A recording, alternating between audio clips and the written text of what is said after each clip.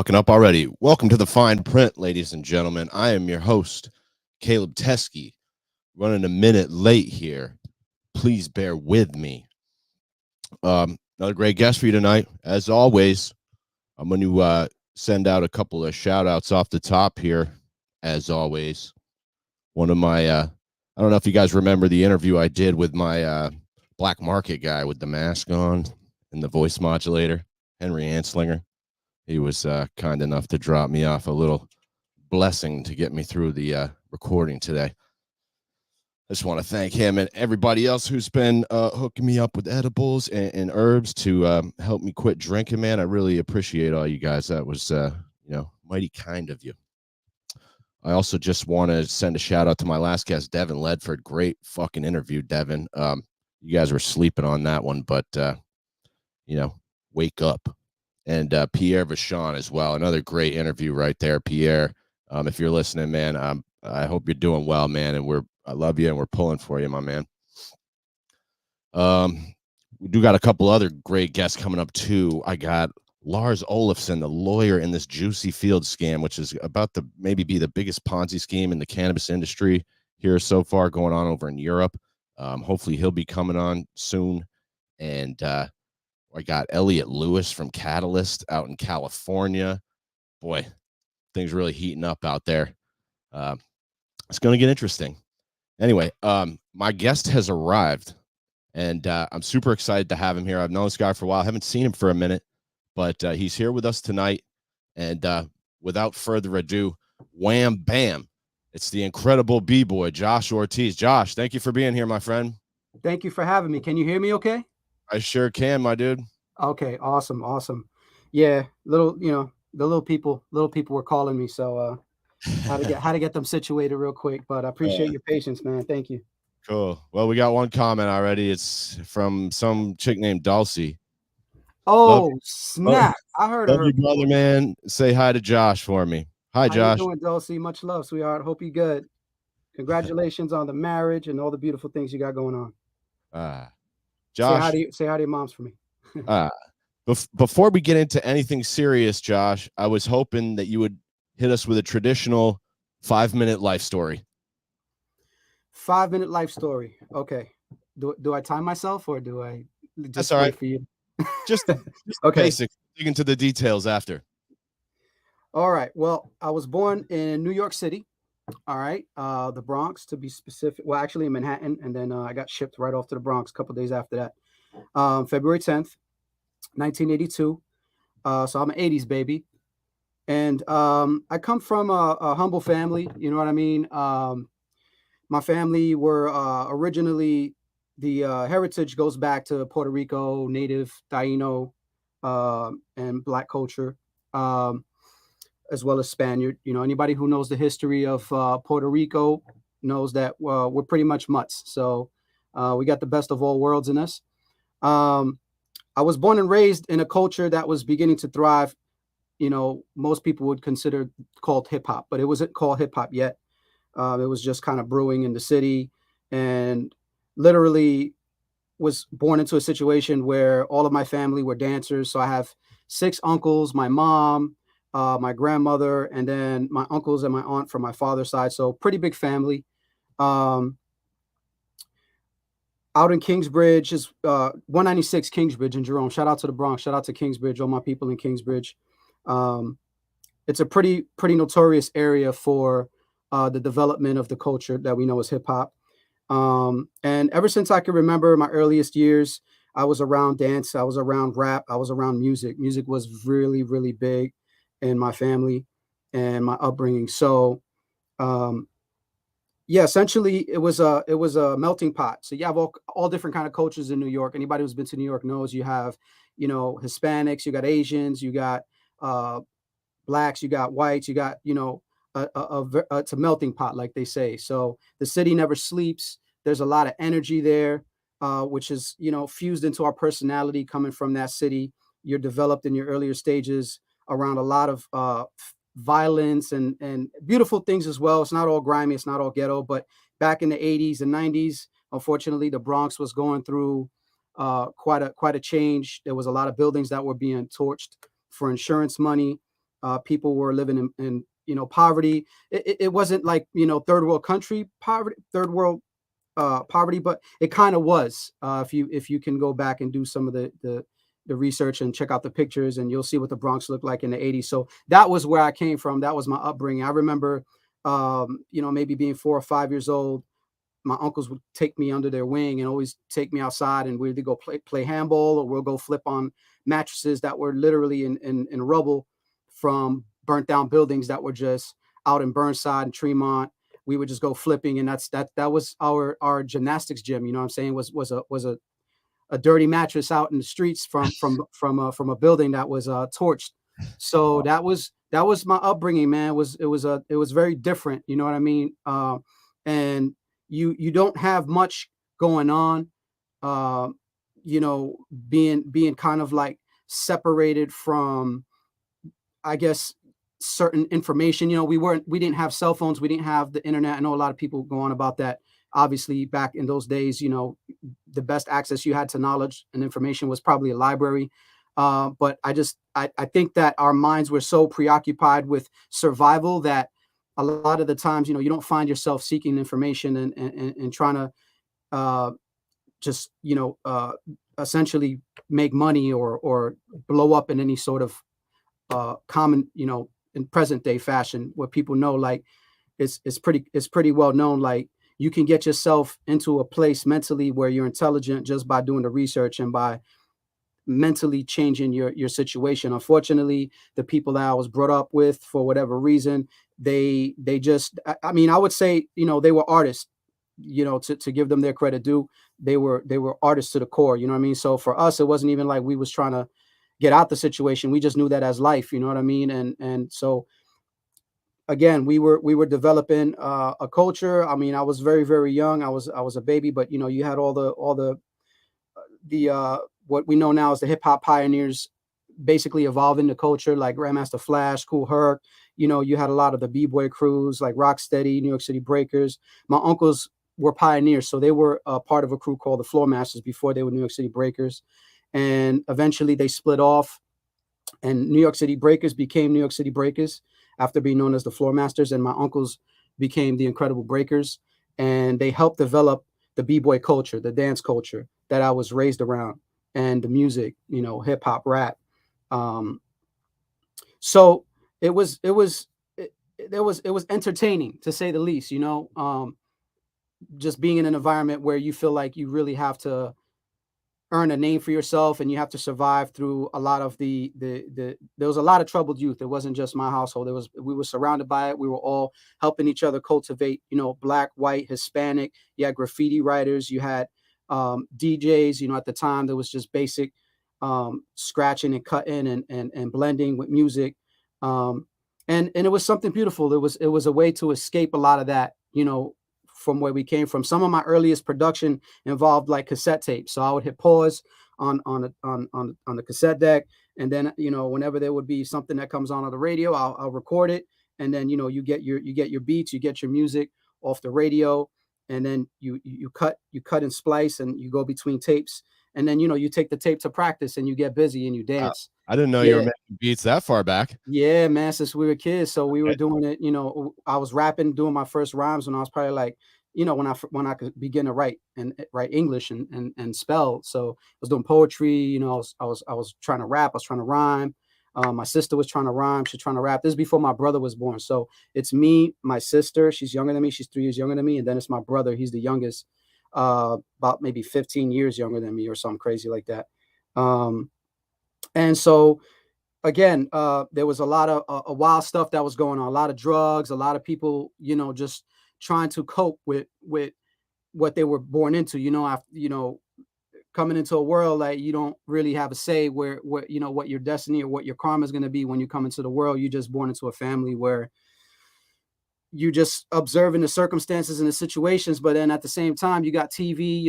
We have a little bit, we had some TV going on and some the VHS. We would see some movies, and we see that there's other lifestyles, there's other people doing different things, and so we at least had a little bit of a contrast as to what was going on outside of the world. And then my uncles, they caught a little street fame. They started traveling when I was probably like maybe 2 years old, something like that.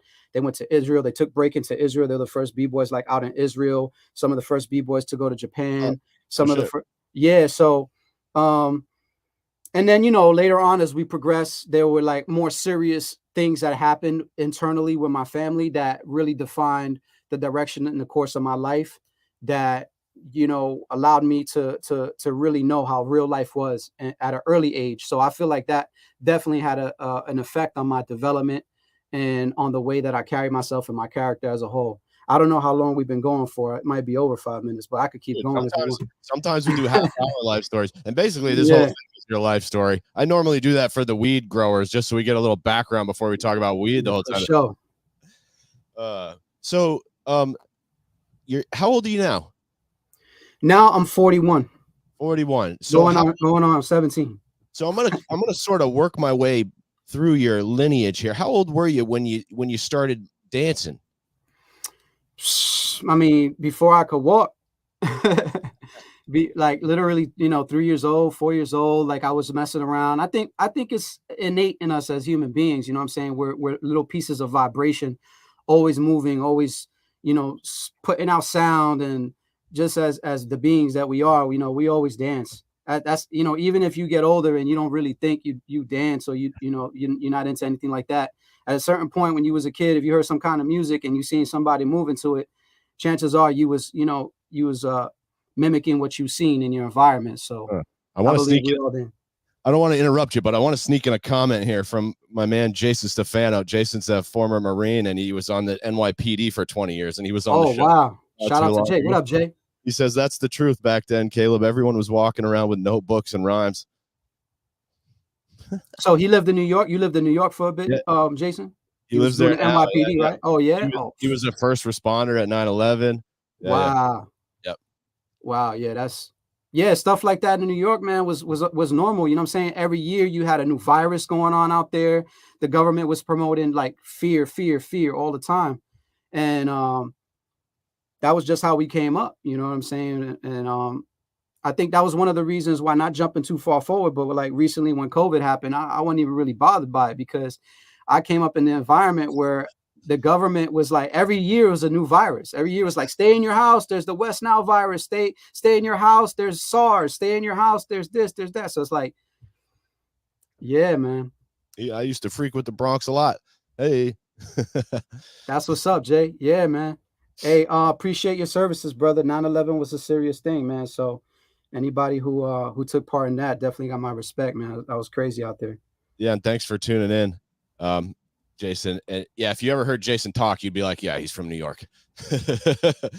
So I guess what I meant to ask you was, when did you start considering dancing as like something maybe you could do professionally, or at least like, you know, you learned young, as you said, but when did you start thinking like I could do this or make something out of it? You know what, man? I never thought about it at all. Like, I didn't think about it like that. Yeah, I didn't. I just, it's kind of like now, man. Like, I don't know. I don't know if it's a good thing or whatever thing. I don't really think about the things that I'm gonna do as being anything, man. I just, if I love something and I'm dedicated, I'm just like that. Like, I can't stop thinking about it. I can't stop, you know, engaging in it or being around people that do it. And I think the only thought process I have at you know, when I get into these things is like how can I be undeniably great? You know what I'm saying? Like, literally, like, my mind is like too consumed with that for me to think about anything else. Yeah. Hell yeah. No distractions. In my notes here, and it says you started doing a little street performing when you were a young teen. Maybe tell us about that a little bit, or some theater also, maybe. Yeah. So essentially, it was done in the house. You know, my family was always doing these parties, and then they had a lot of people around. So I started to catch the bug and practice and get up with friends around the way and just, you know, share it at school. And I would get booed, and people would be like, that shit's corny because it's out of date. Like, what are you doing? Like, I'm rocking Pumas, people rocking the new Jordans, and I'm getting clowned at school. You know, anybody who went to school in New York, you know how wild the kids can be. You know what I'm saying? They don't got no filters. So it was just, Pumas were no good. the Pumas was trash. Like they were out of style already, man. You could catch a pair of Pumas in New York in those days for like $10. That was like buy one get one half off. Like you get a pair of Pumas and you get a pair of pony shoes with them. You know what I'm saying? Sneakers. You know what I'm saying? So I was walking around not popular at all. You know what I mean? So eventually I saw some people dancing in the street. They were breaking, and I went up to them. I was like, "Yo, my uncles do that." And they were like, "Word, get down." I was like, "I could do that." So I got down and did some whack footwork, did some basic stuff. Excuse me. I think I was maybe only like, it was probably like 14, maybe 15. So it was cultivated in the streets already, because that's basically where it came out, was in the parks, in the park jams. You know what I'm saying? They was plugging in the light post for electricity, and then they would just set up right at the park or in front of a building or something. So it's always been a part of this. I don't like calling it street, because I feel like street has a negative like stereotype or a connotation to it when people listen, and they're like, "Oh, the street," but it's like, what's beneath the street? Like, what's beneath the concrete? Like, it's the earth. You know what I'm saying? So we just outside. Like, we need to be outside. We need to feel the energy of the sky, the sun, the people, the cars, just the air. You know what I'm saying? We wasn't trying to be cooped up like they always try to keep us trapped inside the houses. You know what I'm saying? In fear of whatever's going on. In all actuality, in the hoods in those times, it's like, if you don't mess with nobody, they don't mess with you. You know what I'm saying? Unless you was involved in some kind of street business, drug culture, or anything like that. People just kind of like, they respected you if you was about your business and you was nice at it, you know what I'm saying, without hurting people and doing things like that. So I began doing it out street performing on a little bit more of a professional level the better I got at it. By that point I was probably 16, 17, because a couple years had gone by since I was practicing with these guys down the block outside in the street with Richie. Shout out to Richie and Gas, rest in peace. You know what I'm saying? Another brother, Myron. We was all like kind of junior high school kids. Richie was the older cat that came out the 80s. He actually knew my uncles. So when I said, "Yo, I rock, my uncles rock," you know what I'm saying? He was like, "Where? Who's your uncles?" And I told him. He was like, "Chino and Brian, like, I know who they are. You know what I mean? I used to dance with them back in the days, me, Chocolate, so, then they start naming names. I'm like, wow, you know what I mean? Like, I was around all these people, but I was a baby, so I don't remember them like that. So it's almost like fate, like if you're meant to do something and you gravitate to it in that way, you're just going to meet people that do it. You're going to get into the scene. You're going to start moving in that direction. And that's kind of what started happening. So me and a few of the kids from the projects from the South Bronx, we would get up, we would go out to, 42nd Street, 59th Street, just anywhere in New York that, would create where big crowds was flowing through, and we would just dance for people. We just enjoyed sharing what we knew how to do. So that's how it started for me as far as street performing out in Washington Square Park with Tick and Tack. Anybody knows Tick and Tack? They're incredible. They're notorious for street performing. This Dulcie chick would like to know exactly how much cardboard was really involved. LOL. I'll tell you what, man. There wasn't as much pollution with that because we was using all the cardboard we had. So we had cardboard, we had linoleum, and most of the time we were just on concrete. We wouldn't even use the cardboard. So, my head would get scratched up, my elbows would bleed, my back. You just dance right on the pavement, huh? Yeah, we just dance on the pavement, man. You know what I mean? Flip, dance, we used to use a helmet to spin on our head around those streets, because those streets were a little bit more smooth. The streets in the Bronx were a little bit more rugged, so you couldn't really do like the fancy moves like that. But in Manhattan, you could use a helmet to spin on your head. Some of them it was amazing. Yeah, it was amazing. It was fun. A lot of fun. We used to hit the festivals up. They used to be like the Italian festivals in New York, the San Gennaro feasts. And they used to let us set up right in the middle of the street, right in the middle of the festival. They'll be selling sausages on one of the tents, and we'll just be right in front of the tent, like just bussing, getting busy. People throw us money. You know what I mean? We used to make some money. I used to bring a lot of money home when I was like 17. Nice. You got started early. Exactly. My dad used to steal it all, but that's another story. Well, at least you had some to steal, you know? Yeah, yeah, So I want exactly. to I want to ask you what happened in between then, because when I met you, it was the high voltage days. And I Mm. want to ask you, I don't know how much time passed in between the 17-year-old kind of that phase and the high voltage days. If there's anything significant in between there, let's hit that. But then if there's not, I'd love to hear about the high voltage. Well, we're going to hear about that anyway, hopefully. But Um, what? I'm sorry. Repeat that oh, I question. just wanted to hear whatever was in between, like the street performing when you were 16, 17, and when I met you at the high voltage. I don't even remember how old you were then. It was so long ago.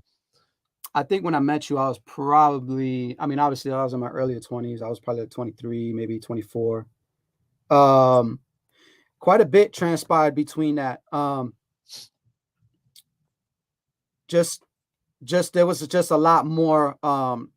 Times changing. You know what I'm saying? Problems in the house brewing. I mean, there was always problems, but at a certain point, my sister and I, we witnessed my father basically getting uh, murdered, for lack of better terms, like thrown into this coma that was crazy for like a year or something like that. He was basically like involved in some wild stuff in the street. So people got out of him. And in New York, like I said, in the late '80s, early '90s, people didn't play that shit. So me and my sister were outside. We were just hanging out. We were kids, we were little kids, and some people approached him and essentially started asking him why he slashed their tires up. He didn't have an answer for that. I don't know if that was something he did or if they were just using it as an excuse because of something else. It was in front of the whole neighborhood, so it just seemed a little bit out of the ordinary for them to assume that, because I don't really think he would have done something like that, and especially in the middle of the block where everybody could see. Everybody knew my father was a street dude. He was hustling. He was dealing with crack and smoking it, and Damn. just he was doing all kind of wild stuff. So um yeah, so they put him in Jacoby Hospital for an ill minute. That traumatized my sister and me, just kind of woke us up to what life was really about, or at least to the things that the problems and the issues that life can present, and how you can navigate that. But I mean, as a kid, how do you navigate that? You know what I'm saying? Like, you don't really have the tools for that, and especially if people around you are not encouraging anything different or helping you to get some kind of counseling or anything like that. You just left there to sit with and deal with it, you know what I'm saying, on your own. So my mom's got busy. She started taking care of my father. He was in a coma. um, and then there was just the dancing, you know what I'm saying, and the music that kept me company. So that was kind of what made the monster that I ended up becoming after the fact. And as time progressed, there were just things that just kept breaking my heart about people that I really cared about. Actually, people that were a part of my development with the dance, in terms of certain people in my family that I just couldn't really be around anymore. So I had to leave the Bronx. So that's when I just kind of like spread my wings. Was like, what I'm saying, I'm out. And I traveled. I went to Boston. I lived in Boston for a while. I performed with the Floor Lords. Shout out to all the Floor Lords out there. They took me under their wing. I just kind of expanded my career to welcome other people who were dancing, that didn't necessarily lock into just representing what my family was doing anymore. I just started taking on other people's network and culture, in a sense, and just adapting it to myself and learning a lot from different people in different states, different cities. So they were a big part of my development as well. Lino Delgado, Lefty, Dash, Archie. I don't know if you know some of them. They're not too far from Vermont, and I know Lino, they went sounds out. familiar. Yeah, they've visited Vermont. They've performed out there as well. I mean, they've been holding it down for years. You know what I'm saying? So I respect those brothers a lot. They had like a real deep love for my family and a real deep loyalty for them. You know what I'm saying? And my uncles were just uh, really, really. I wouldn't know the word to say, but they were instrumental in the development of a lot of people in the culture, that we know today, as whether we know them as pioneers or whether we know them as people that that we just happen to, pass by or whatever. It's like they were involved in some weird, in some crazy way. To this day, I'm still finding out people that they knew or they were involved with in helping. Yeah. So it was like a full circle because these people were also a part of my development, even though my uncles helped them in their earlier years. Like now I was able to kind of get it paid forward. As well as like full circle, later on around before I left New York, full circle also kind of came around and I did some performances with Quick Step. So it was just a progression and just me experimenting with different environments, you know what I'm saying? Because I was in an environment that wasn't that nourishing. And I felt it was important for me to keep pushing that envelope because I knew, there's better out there. You know what I'm saying? It's just instinctual, especially like I said, you seeing other people in whether it's in movies or whether it's you reading about different people living in these different realities. It's almost like, well, I wonder what else, lies beyond those boundaries for myself. And you just start exploring and you start traveling. And from Boston, I went out to Jacksonville. I lived in Jacksonville for a while. And I kind of slowed down from the dance simply because I was just, I had a lot of anger that was building up from a lot of the things that I was going through. And although the dancing was a channel for me. Yeah, I was going to say, here's Dulcie's question. Was dance a big coping mechanism for you? That she hit it on the nail. That's exactly what I was getting at. Yeah, that's definitely what it was. You know what I'm saying? The dance, the music, it was all recreational at the same time. Got another one from Jason there. He's a chatty. Thanks for tuning in, Jason. I was a little sorry you had to witness that at such an early age, brother, man. That does sound. Hey, it sucks for any kid to witness that. Like there's still kids witnessing that till this day, you know what I'm saying, on their own level, you know what I'm saying, and everything that's going on. So it's at the time it was definitely it was something that was toxic, for me to have to endure. But at the same time, it was a great gift that was given to me because I was able to shift my mentality and develop such a high level of sensitivity to and an instinct to so many different personalities and environments, and almost like develop this sixth sense, you know what I'm saying, for life. So yeah, it's tough to endure it, you know what I'm saying?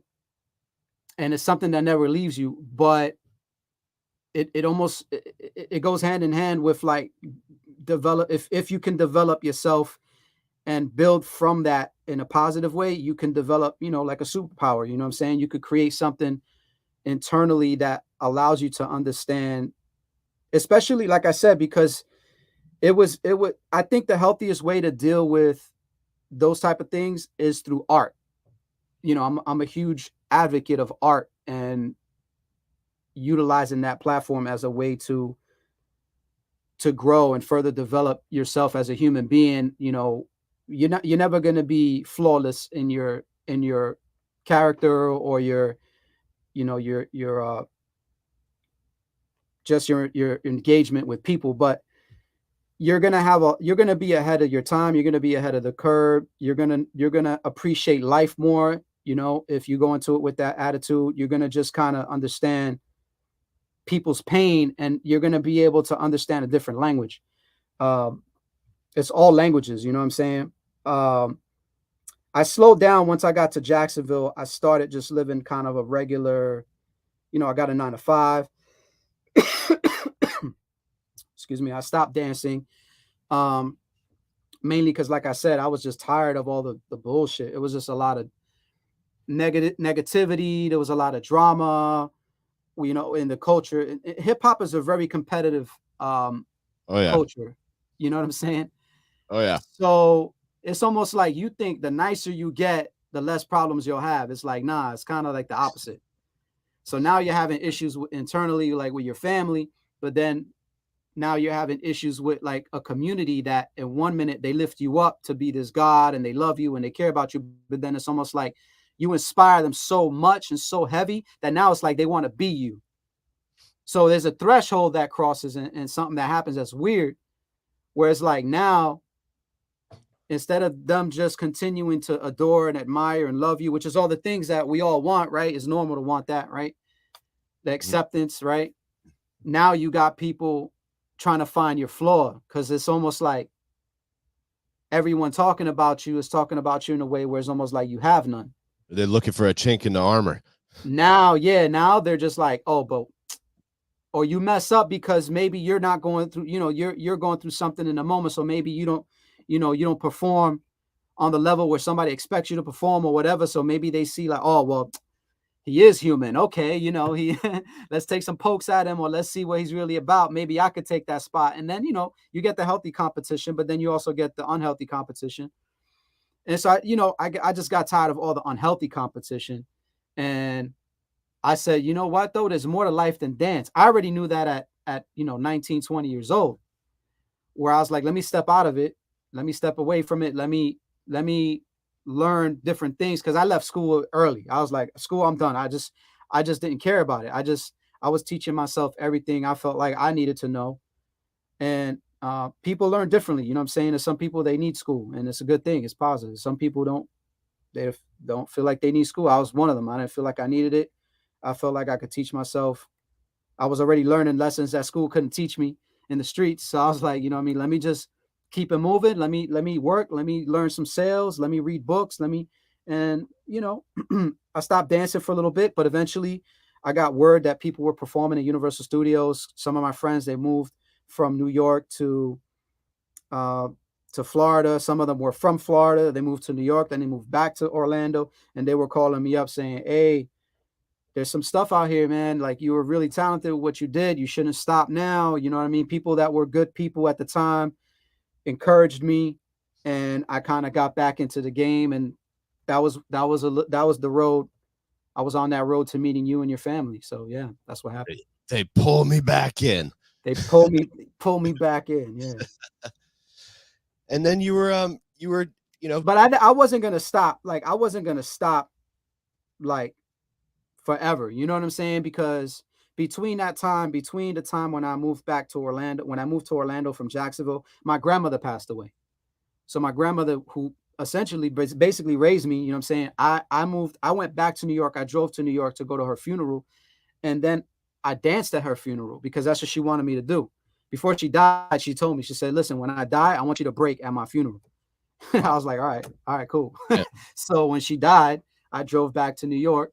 I got busy at the funeral. I said, look, this is what she wanted me to do. I'm going to do it. So y'all just get up, clap, sing, do whatever you're going to do. But I'm about to catch wreck right now. So I started breaking and kicked her casket, and it was wild. But it kind of turned into a party. You know what I'm saying? People were like celebrating, and it was pretty wild. You windmilled into the casket? I was windmilling, flipping. I was doing so. I was like retired, or like on my off season. I don't like saying retired because there's no such thing until you transcend. But I was on my off season, and I just came back just to do that for her. You know what I'm saying? So I never stopped. Like, I still could get down. I just gained a little bit of weight. You have your off seasons. You know what I'm saying? There's no athlete in the history of sports that's ever going to be performing 365 days a year, 24/7. Like, we have our off seasons. You know what I mean? Some people, they see me, I'm on my off season, I'm raising my kids, like, oh, you stopped or whatever. I'm just like, okay, whatever you say. You know what I mean? Like, it just, you let them talk, because it's just almost like a taunting in a sense, where it's like, dude, I was born and raised into this. It's like, how can you ever stop it? Yeah, Tony Hawk is still skateboarding.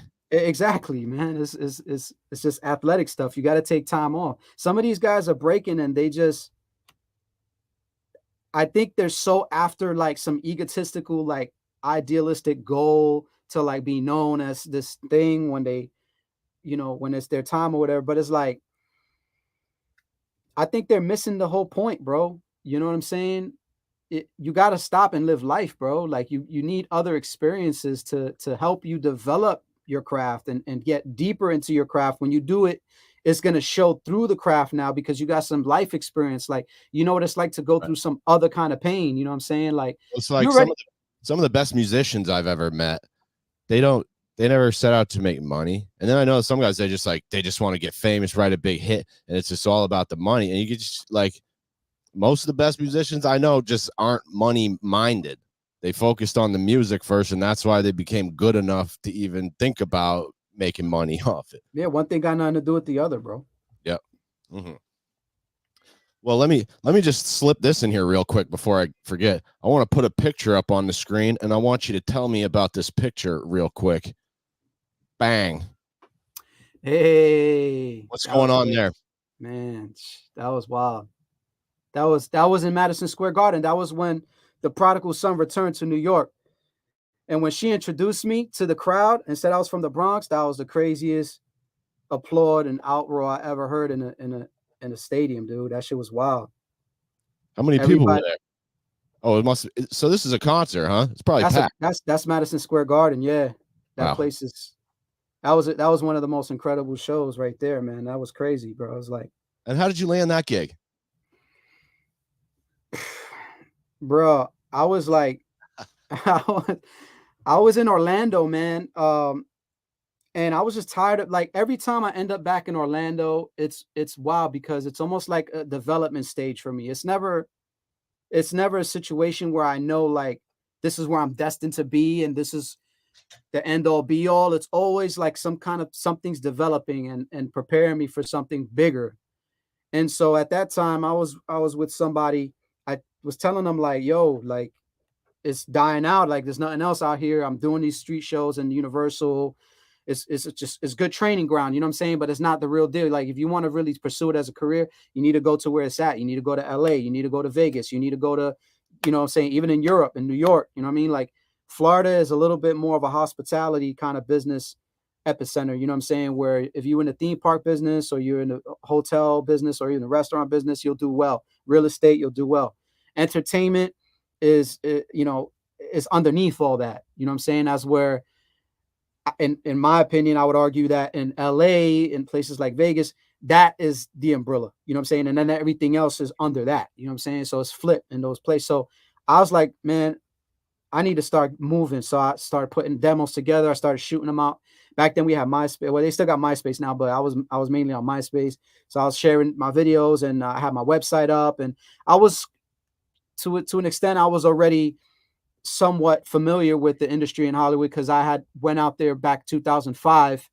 I dabbled. I took a flight. I stood out there for a little bit, and I booked a J-Lo a tour spot date with J-Lo from Macy's Passport out in San Francisco. So I was with Mark Anthony, Jennifer Lopez. So I was kind of already wetting my feet with big things since I was even in New York. Since I was like 17, it was just weird because, like, big jobs would always follow me around. Like, I did the Apollo when I was like 17, 18 years old in an off-Broadway theater called Echo Park. And that was huge because, I mean, you had Curtis Blow, you had DJ Hollywood, you had the MC9, you had Grandmaster Caz. Like, it was a crazy, you know what I'm saying? I was around, it's similar to like Tupac's upbringing. That's it. That artist, every time I hear some things about him and how I'm like, that's crazy, because that's literally like the kind of life that I was living, just without all the rah-rah, you know what I mean? Without the getting murdered. without putting myself at the center of controversy to sell anything. I did it in a way where, not to knock Pac, because that was how you had to do it when he was coming up. You know what I'm saying? He did the best he could do with the tools he had. But for me, it was more like show than talk. You know what I'm saying? Show and tell, not speak and tell. Like, it was more like, look at what I could do. Just judge for yourself. And if you feel what I'm doing, let the talent speak for itself. You know what I'm saying?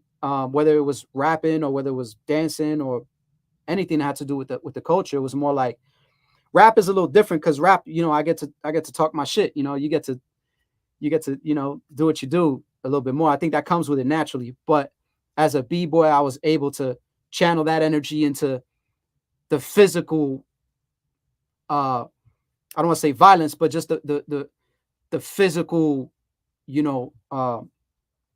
extremes. It's a little aggressive, It's extreme. Yeah, it's like crumping. You know what I'm saying? Same thing. It's like the physical extreme of that is just your body is literally getting, you're catching a lot of injuries because you're just slamming yourself on the floor. You got to learn and develop yourself. At the earlier stages, you get beat up pretty bad. It takes a certain type of person.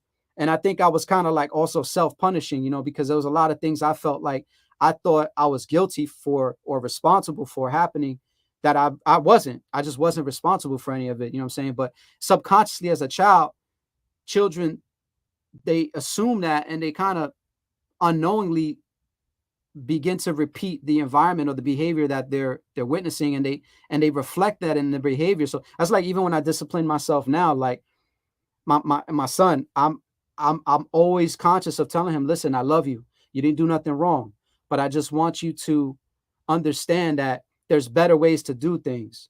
You know what I'm saying? There's more efficient ways to do something Mm. than just not thinking about. Don't overthink, obviously, but also understand that if you take this kind of action, then there's this kind of consequence, right? And then you got to teach these kids the different kinds of consequences, because they just don't know. They don't know the consequences. So that picture with me and Janet, man, that was just like my life happens in a weird sequence of things, you know. I remember when I watched that happen to my father. Like, it's weird, but I knew that these things were going to happen in my life. I can't explain how I knew, but I knew. Like I said, your life is going to be different. You're not going to be normal, and you're not going to be like popular. You probably will never even be famous. You're not going to really be liked, or you're not really going to be, you know, anybody who people can like just follow right off the rip, because you're just not gonna. I don't know. You know, it was just this voice in my head, literally, like, That voice has gone in my head a lot of times. so you know exactly what I'm saying. Yes, I You do. know exactly what I'm saying. And it's interesting, right? Well, like, when was the first time that you could recall that voice coming into your mind? Boy, probably like early in college, or few years into college, my early 20s, maybe. Wow. Yeah, maybe mid 20s, but yeah, I was like, boy, I'm rubbing people the wrong way, but like, I don't feel like I'm being an asshole. I'm just being myself. But then people come to appreciate it, and it's like, I was kind of an asshole sometimes, but like, I was figuring out how to be But me. there was And a context to it.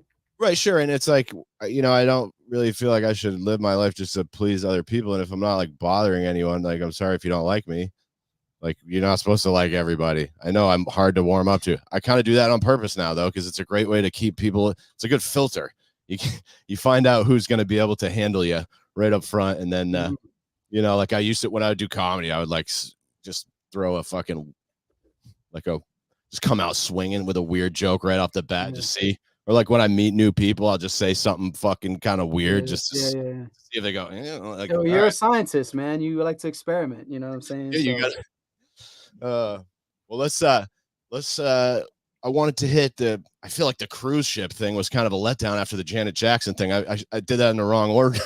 nah, not at all. That was actually everything's just gone like this, bro. I think a lot of times, like, we base out the evolution of our personality based off our career, and you know, our successes, like, relative to people that we're around, or like, you know, what moves we're making, you know, money wise. Or I don't really gauge my success that way personally. You know what I'm saying? I gauge it based off of what makes me feel good, and what I feel like is truly significant in the process of my growth. You know what I mean? Which the cruise ships was something that was definitely one of those things that, I mean, it was imperative. It was just, I don't know a lot of people that could sit on a cruise that could work on in the ocean for 3 years. Straight up, a long time, huh? For 3 years, like, without really, you're not getting off at all. Anyway, you get off maybe a few weeks for vacation, you know, maybe 8 months, depending on the contracts. You know what I'm saying? After you've done 8 months, you could get off for a few weeks. But then you're back on there with the same people, and it's like a family. It's a big family. You're in the ocean. You're in constant movement. You know, you're dancing under the movement of the water. Like, you're dancing on the water.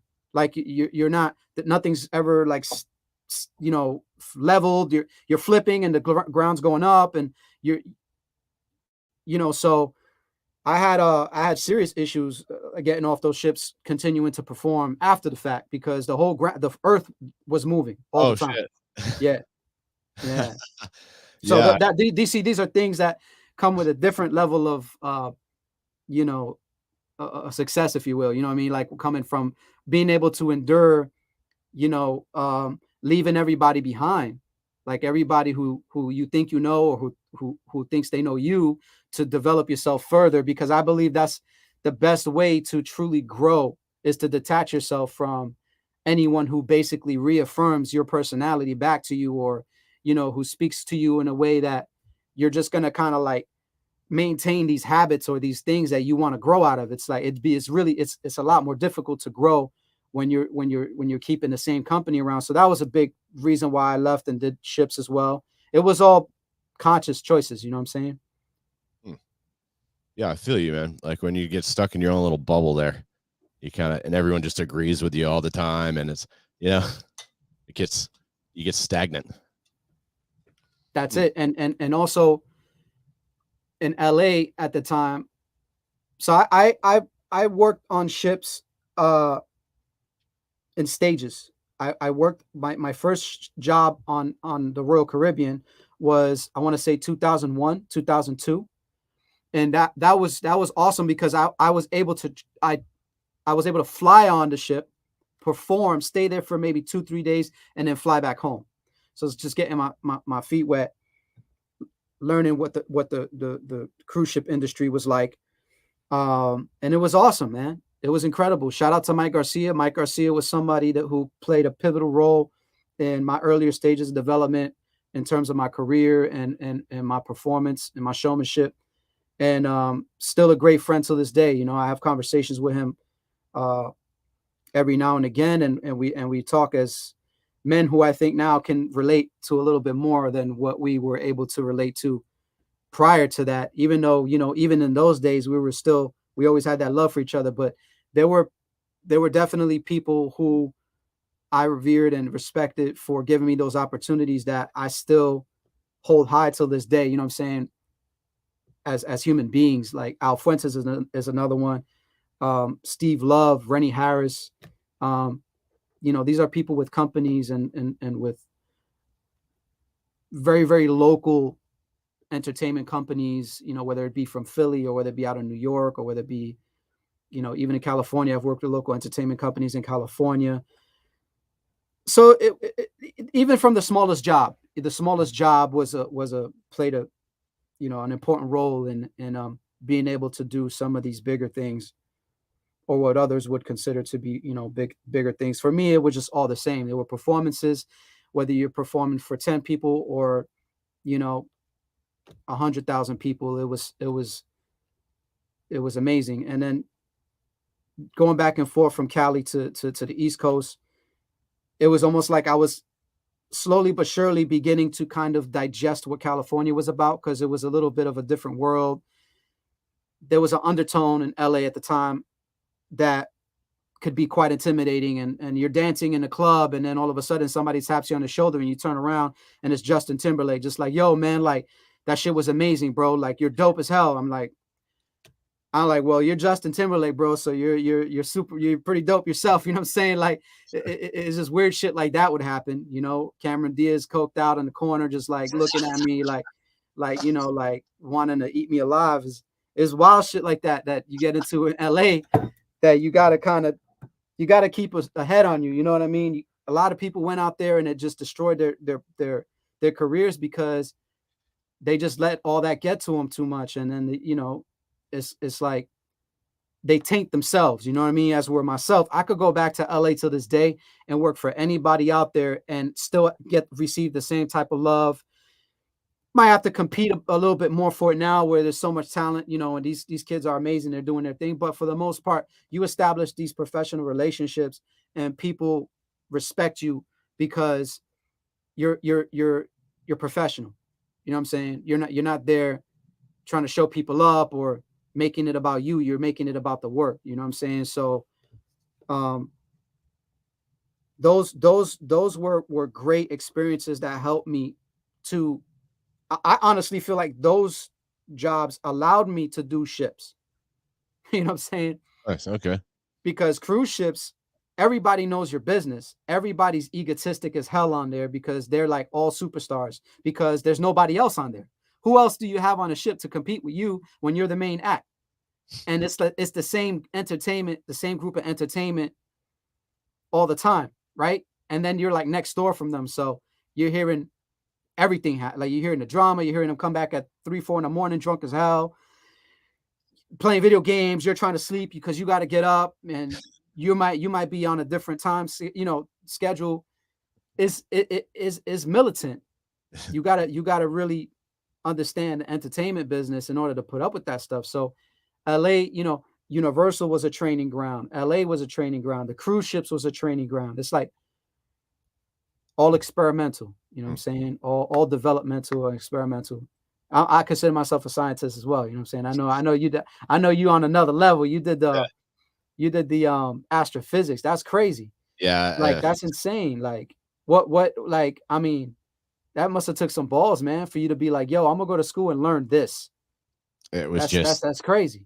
It was a bad decision. I followed my ex-girlfriend down there. I used to like math and science a little, and then I got down there and I realized, oh, they've sucked all the fun out of this, and I really don't enjoy it anymore. And they didn't like all my weird questions that I would ask them, especially in astrophysics. I started asking, you start telling me about fucking time dilation and shit. I'm gonna ask some weird questions. I mean, come on, dude. You can't expect me to. And they were just kind of dismissive, and I didn't like the whole. I don't like the whole attitude of academia, really. I mean, I made some great friends there, and I'm kind of glad I went. But that degree, like, I don't remember a lot of it. What is that time dilation? Time dilation is like when something's moving at the speed of light. It'll be like you put two. I don't remember exactly how it works. If you measure it from there's independent observers or something, and like if you went around the earth really fast a bunch of times, when you came back, it would be like shorter time, like the clock would read like 5 seconds earlier than it normally is, or some weird shit like that. And then there's like length contraction and time or five. You'd be in the future, sorry, not in the past. You'd come back and it'd be like, I think it happens to astronauts. They like come back and they can put a clock on a fucking a satellite and then bring it back or something like that. See, that's about how much I remember. It's quantum physics blew my mind. It didn't make sense. I don't think they still really understand it fully. And trying to teach a confused 18-year-old who's eaten acid before was very, very tricky for them. I had a lot of questions and they didn't like it. Yeah. That's crazy because you said that, and I was actually thinking today, like, what's wild? Back in the 80s, right? In the 80s and 90s, or not back, because I not to sound philosophical, but time is now, bro. Like, there's never been a back or forward. Like, that's the weird shit about it. It's always been now. But in that perception of time, right? We weren't all governed by one specific measure of time. Like right now we are. Like right now, like if I look at my phone, to the exact second is set to the exact second your phone is set to, but just based off of like wherever you're living in the world. You know what I'm saying? Yeah. And everybody's on that time. Like it's like one time now. Like it's like one time. Like nobody's on this. Like in the 80s, you could set your clock and you fuck it up. You'd be like, oh shit, damn, my bad. Like today, I was gonna try to run that excuse a little bit to you because I'm like, yo, my bad, man. I was 2 minutes late because I had my clock set different. Oh, because of time dilation. You can't use that shit no more, bro, because you're on an iPhone like everybody else, or you're on an Android or whatever. So yeah, I just think that's interesting. You know what I'm saying? Like, even just that fact is different about the current point of perception that we all share now. Like, it's like we are all on the exact same time. Okay. Well, so this sounds like a good time to ask you about your trip to South Africa. Oh yeah. We might as well. I got one more dance thing lined up after this, but let's do the South Africa thing, huh? Yeah, no, that's fine. That's fine, because that's kind of like, seems like it's had kind of an impact on your life. Oh, for sure, for sure. I mean, everything. Yeah, like that's what I meant about the progression of everything. Is weird in the sequence of how everything, but I think it's essentially it's about your intention, like as a person. And it's weird because you mentioned that you began thinking those things when you were if I'm not mistaken, maybe 16, 17, where you're like, you know what, like I'm probably going to be, I'm probably going to process things a bit differently, or my life is not going to be, I guess, Oh, I as mean, it was more in the 20s, but yeah, it was a long time. It was a half 20s. Yeah. ago, it seems like, really. Right. I had that thought when I was My probably like, jokes were always better than everyone. I knew I was funnier than everyone. yeah. Career wise. Yeah. It's that there definitely always going to be stark contrasts with talents and things. I, I, and I'm not even speaking on like the voice, like just in your head. It's almost like your body speak to you when you're hearing, or when you're kind of like getting those nudges of like, hey, this is probably what's going to really happen, or like, no, this is what's going to happen. Oh, I do I, have some of that, some psychic abilities, some intuition. that's what I mean. Yeah, I got a little that's bit what of I mean. Yeah, that's what I mean. Those channels are open for sure, and I think that's why we relate as well. Like when we could kind of almost, sometimes you get with people and they can just finish your sentences, and I think that plays a role in that. I was hearing that voice in my head since I was like 9, 10. You know what I'm saying? Like, so it happened for me early. You know what I mean? But it was an intention, and the intention was always, it was, I don't want to, I don't like the word spiritual, but it was always unseen. The intention was always um to seek the unseen, to explore the unknown, the unseen, and not to explore the unknown in a way to make it known, but to explore the unknown in the place of the unknown. So to dwell and accept it, that it's there, and know how to live there with it when you need to, and come back to the known, or to the material realms that we all, you know. So is this why you went down to South Africa? This is a part of South why America? everything has on. Or was Yeah, it, this is. sorry, South Africa? Yes, sir. Okay, Yes, cool. sir. South Africa, South Africa. Yeah, So that kind of because mindset led you to take this journey here. that kind of mindset led me to not think so much into the way of going about that pursuit, and to have a direct connection with what people call God, Allah, energy, whatever that is, because Whatever it's that a is. whatever that. Yep. Um, it was always just self talk, self uh connectivity, even through nature. If the self is, if the self can be established through the oneness of what is energetically, whether it's perceived as moving or still, it has life in it. It has protons, neutrons, atoms. It has some kind of movement, whether it's static or whether it's flowing. So it's just a fascinating reality, because it's not theory, it's reality. Like you can experience these things if you have the courage to do so. And so little by little, I was always developing the will and the courage to overcome those limiters. You know, it's like them cars they put on the road they make in Europe. They bring them to America. They got limiters on them. They're like, they say 200, but the second you go past, 90 is revving down to keep you at a certain thing. And I feel like that's kind of what, I don't think it's a bad thing. I think it's something that happens because we're all looking out for each other in a weird way, or like in an indirect way, essentially looking out for ourselves. People kind of like project their fears onto you and assume that your comfort level is their comfort level. And so they same kind of thing like what's happening with the marijuana issue. It's like, what's taking so long, dude? You know what I'm saying? Like it's nothing wrong in the plant. Like it's not for everybody. I think there should be some educational courses on it, but it's something that comes from the earth, like literally. Like even if you process it, you burn it to inhale it, whatever it is, it's coming from the earth. You can eat it, you can ingest it. It's going to have an effect on you the same way, a vegetable or a fruit is going to have some kind of effect on your body. So it's like these things, it's just a matter of educating ourselves. And I've always sought to educate myself in those unknown realms. And I was able, I think, to muster up the courage a little bit more than your average person, because I witnessed such a traumatic thing at a younger point in my life. So again, like these sequences are just kind of like helping you to develop to get to the next stage in your life.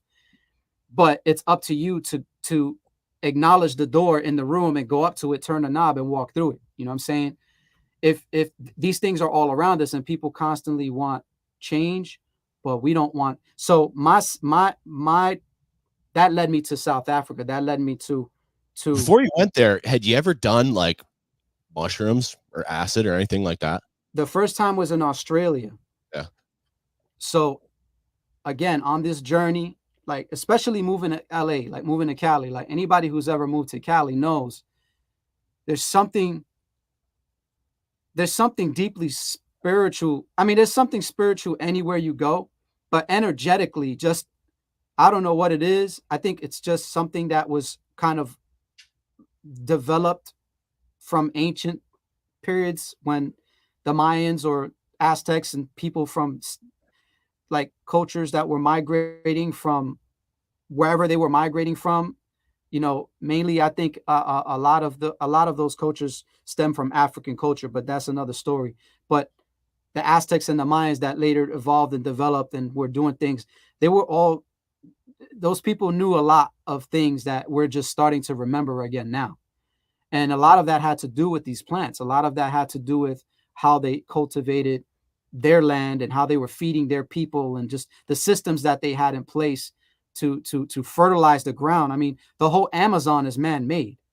You know what I mean? They were able to develop the soil to feed people.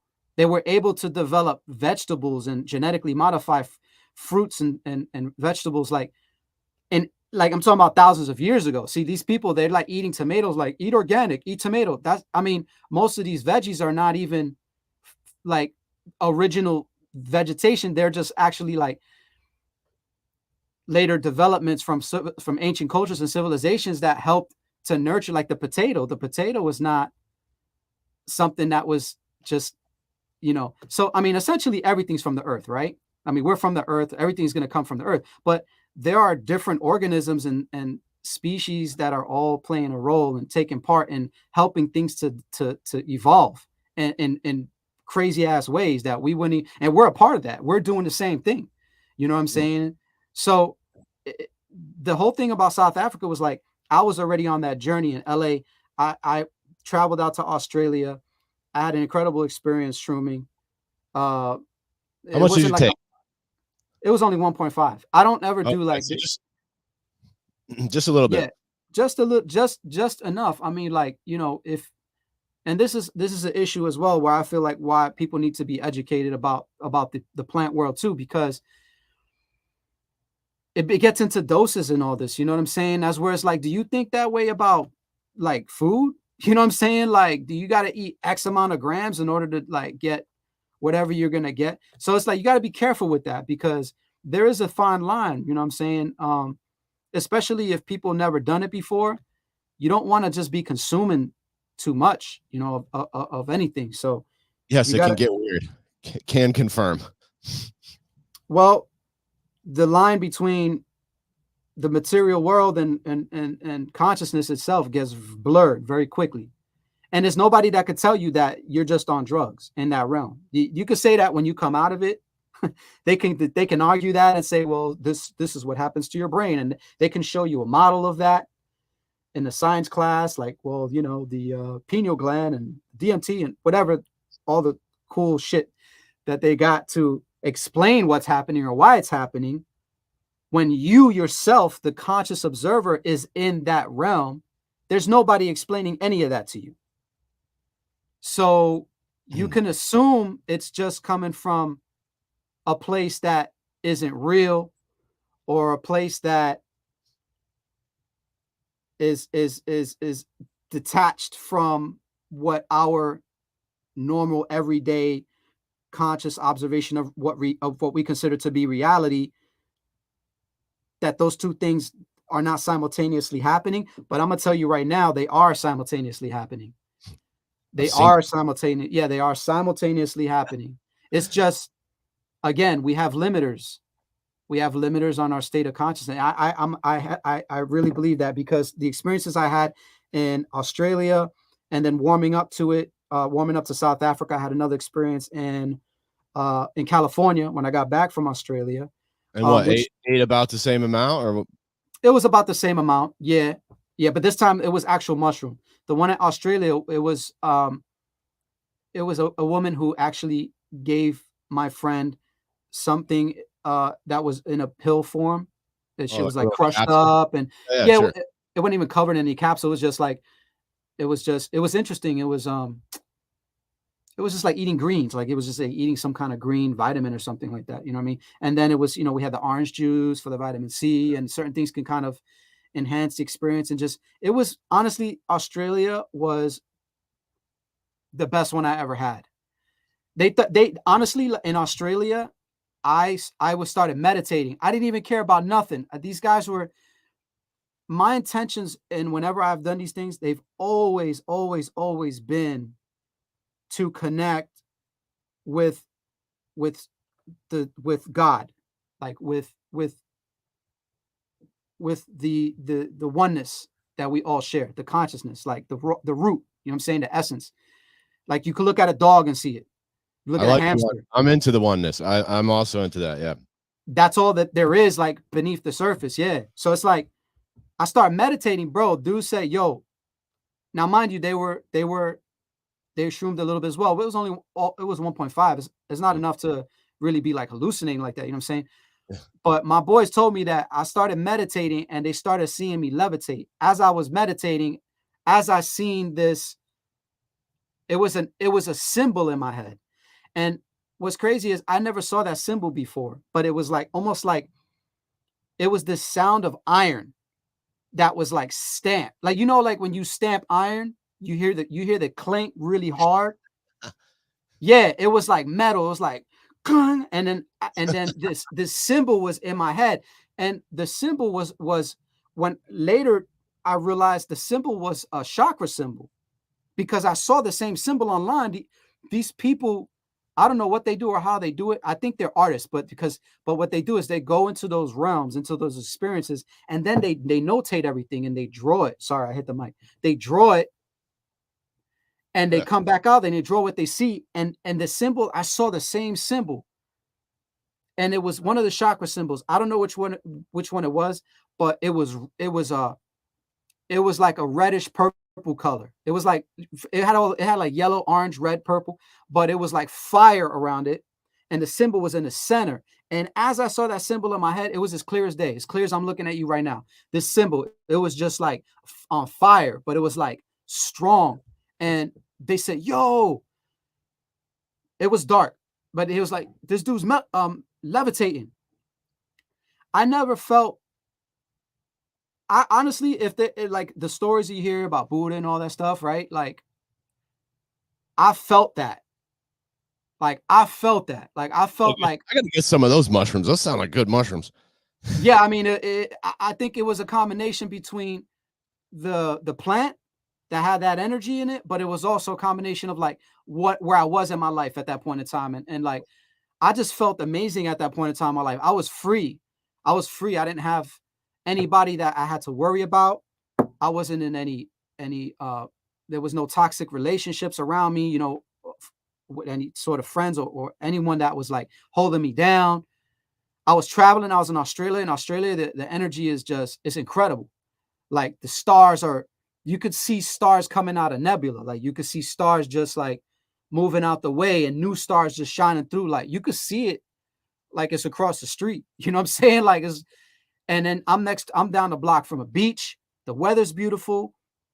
I walked down, I saw on the wall it said RIP Josh. And it tripped me out.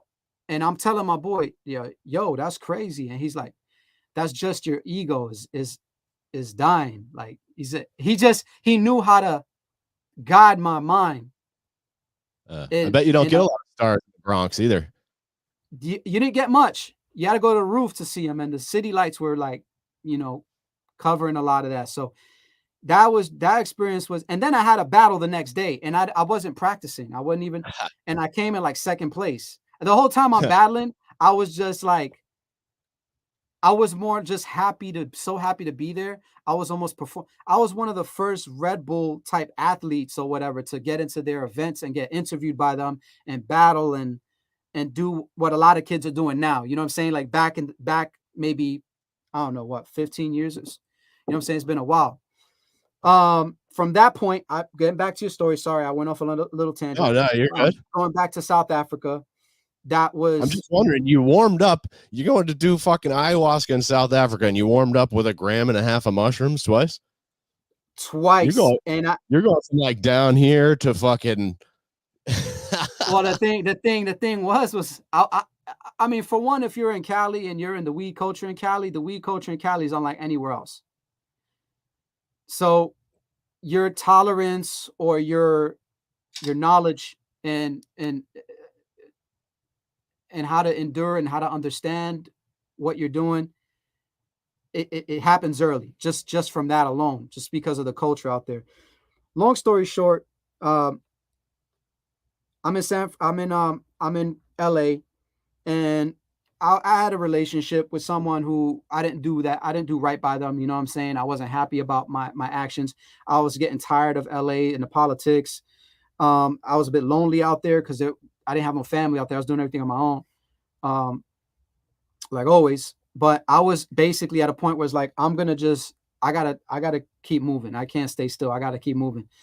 So, and I said, if I'm gonna really clean my karma up, I gotta go out here and I gotta make things right with this person, at least to let them know that I was sincere and I cared for them when I cared for them at the time. You know, whether or not we grew apart, that was neither here or there. But I'm just not this kind of person that LA was kind of almost influencing me to become. I essentially came back to my senses and my foundation, and began to make a lot of little wrongs, nothing super crazy, but people I did wrong by.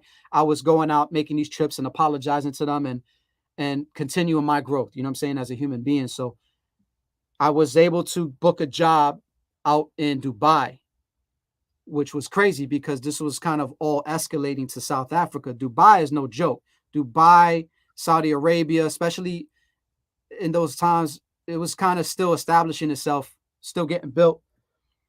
It was still a little wild. Like I remember going into Oman, like Saudi Arabia. I went to Saudi Arabia first, then I went to Oman. The second we got in the country, they just held us with, they had guns on us and all kind of shit, asking us what we're doing there. So it's just wild. It was just wild. This experience was crazy. You know what I'm saying? I mean, like, yo, just dancing.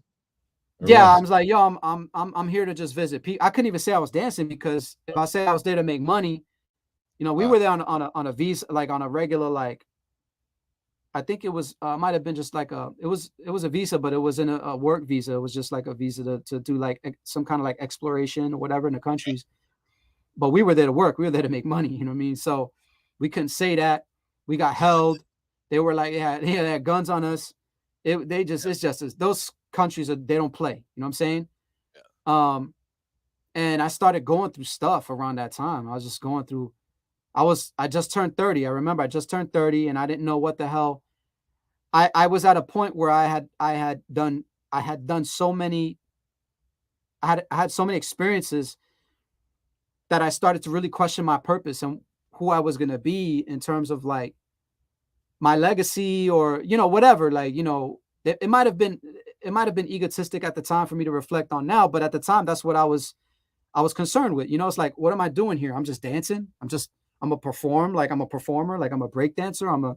I make music, I make beats. It's like, what can I do to really help and affect change and influence people in a positive way in the world? Like, not knowing that I was already doing that, but it's almost like the internet became so prominent around that time, and everything became so much more tangible in terms of like the network, that I think it happened for a lot of people, where you start to just question your own relevance in the grand scheme of things, and you start to really ask, like, what do I really want to do? Like, what am I doing? Where am I going to go with this? You know what I'm saying? And so that's how some of those things were unfolding. I started performing in Oman, in Saudi Arabia, in Dubai, and it afforded me the money to travel. I didn't want to I didn't want to fly back directly to California. I told the promoters and my managers said, fly me back to South Africa. I'll fly back to the States with my money. Once I get my money, once I get paid from this job, I'll fly myself back. But instead of flying me back to LA from Dubai, fly me to South Africa because I want to see some people and I want to keep a promise. You know what I'm saying? Because I promised this person I was going to go visit them in their country and go experience what their life was like. And boy, oh boy, did I get that experience, man. You know what I mean?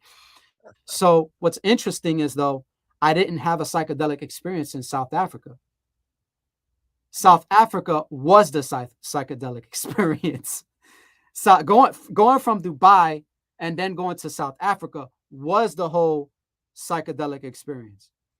Because now I'm going from one country where everything is on lockdown. They tracking you, everything you're doing, your phones, like how you eating, you're sitting on the floor, you're using the toilet different, like you in a third world country a lot of the time, especially those times it was being developed, where now you're going to South Africa where there's wild shit going on and there's a lot of race. You know, I don't believe in racism being a tangible thing, but I believe it exists in people's mentality, and people make it a thing. So they make it a thing.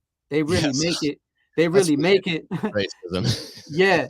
So I'm over there and I'm a half breed because I'm black and I'm white. You know what I'm saying?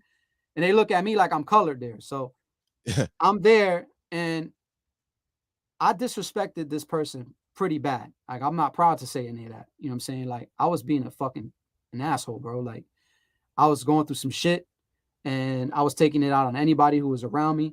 And I went out there and I was like, what? By the time I got out there, it was too late because I'm by myself. And the people she was with, they knew who I was and that I wasn't with her like that. Like, you know what I'm saying? Because we had a problem. But I had the courage to go out there and face all those people and try to make something right that came from wrong. I went out there and met her father. So I stood with her father. Her father was, rest in peace to Jacob. He was an amazing man. That man was incredibly wise. He was South African. He was from a Holland descent. They all had blue eyes. Like, these people were like, they were mystical, bro. That's all I could say. These are people like, you know, you're not getting the TED Talks with these people and all that. You know what I'm saying? They're not out here for none of that. But the wisdom and the level of intelligence these people were dealing with was on a whole nother level, bro. Like, I met her father. He embraced me, man. He just took me in and we even smoked out there. We sat, we spoke about things. He asked me what I thought I wanted to do. I told him what I was going to do. He did like these cool little tarot card things. I remember, you know what I'm saying? Which was awesome. His woman at the time, Marianne, she was incredibly like hospitable, like beautiful lady. You know what I'm saying? Shout out to those people. She lost a son and she said I reminded her of him. And they just took me under their wing, bro, even though I you know, completely lost my cool, you know, and spoke wild to their daughter. You know what I'm saying? Like, they changed my mind about a lot of things because I was starting to lose hope about people, because it's difficult when you're trying to come up in a world that always sees just black and white, bro. You know what I'm saying? Not for anything. I don't play that black and white shit. You know what I'm saying? But this world is weird when it comes to people who are mixed race, for lack of better terms, or people who have a different or blended skin tone. You know what I'm saying? In the context of Hollywood, I'm speaking specifically, not necessarily, you know, I'm not concerned with people's personal, you know, prejudices and things like that. You know, people are going to be people, bro. Like, they're going to like you for the cool hairstyle you got, or they're going to talk shit about it, or they're going to do whatever they're going to do. You know what I'm saying? But I'm saying specifically in my industry, in entertainment world, when you got to deal with people who don't know where to put you, and you don't look like Denzel, but you also don't look like Leonardo DiCaprio. It's like, where do they put you? Where do you fit in, right? Because they got formulas that work, and it's about making money, right? So how are you going to make money, right? How are they going to make money off you? How are you going to do what you do when you don't look like anybody else? So I'm trying to break down barriers. I'm trying I'm trying to look like the first person that looks like me in that world, doing making all the right connections, and not doing it from a selfish place, but doing it from a place of self-discovery. So I'm in South Africa, and I'm kind of dealing with the same energy, and I'm just like, but then I meet these people, and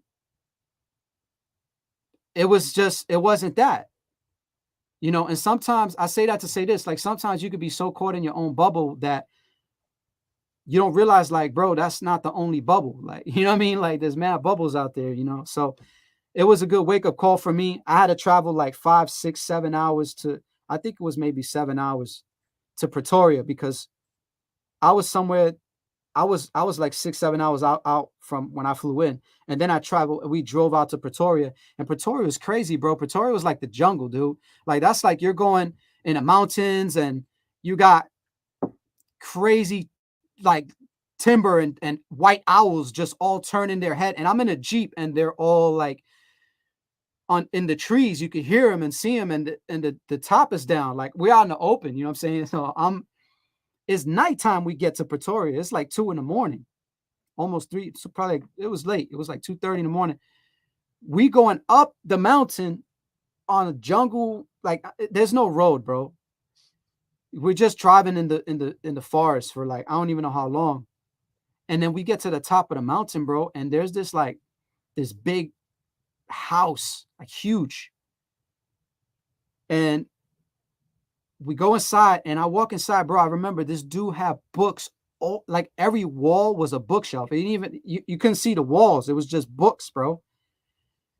And then I saw her, and she came out, and she just looked different. Her whole energy was different, bro. Now, he was a shaman. He was growing all the psychedelics in the backyard. She tripped. She had the experience with him there. And when I got there,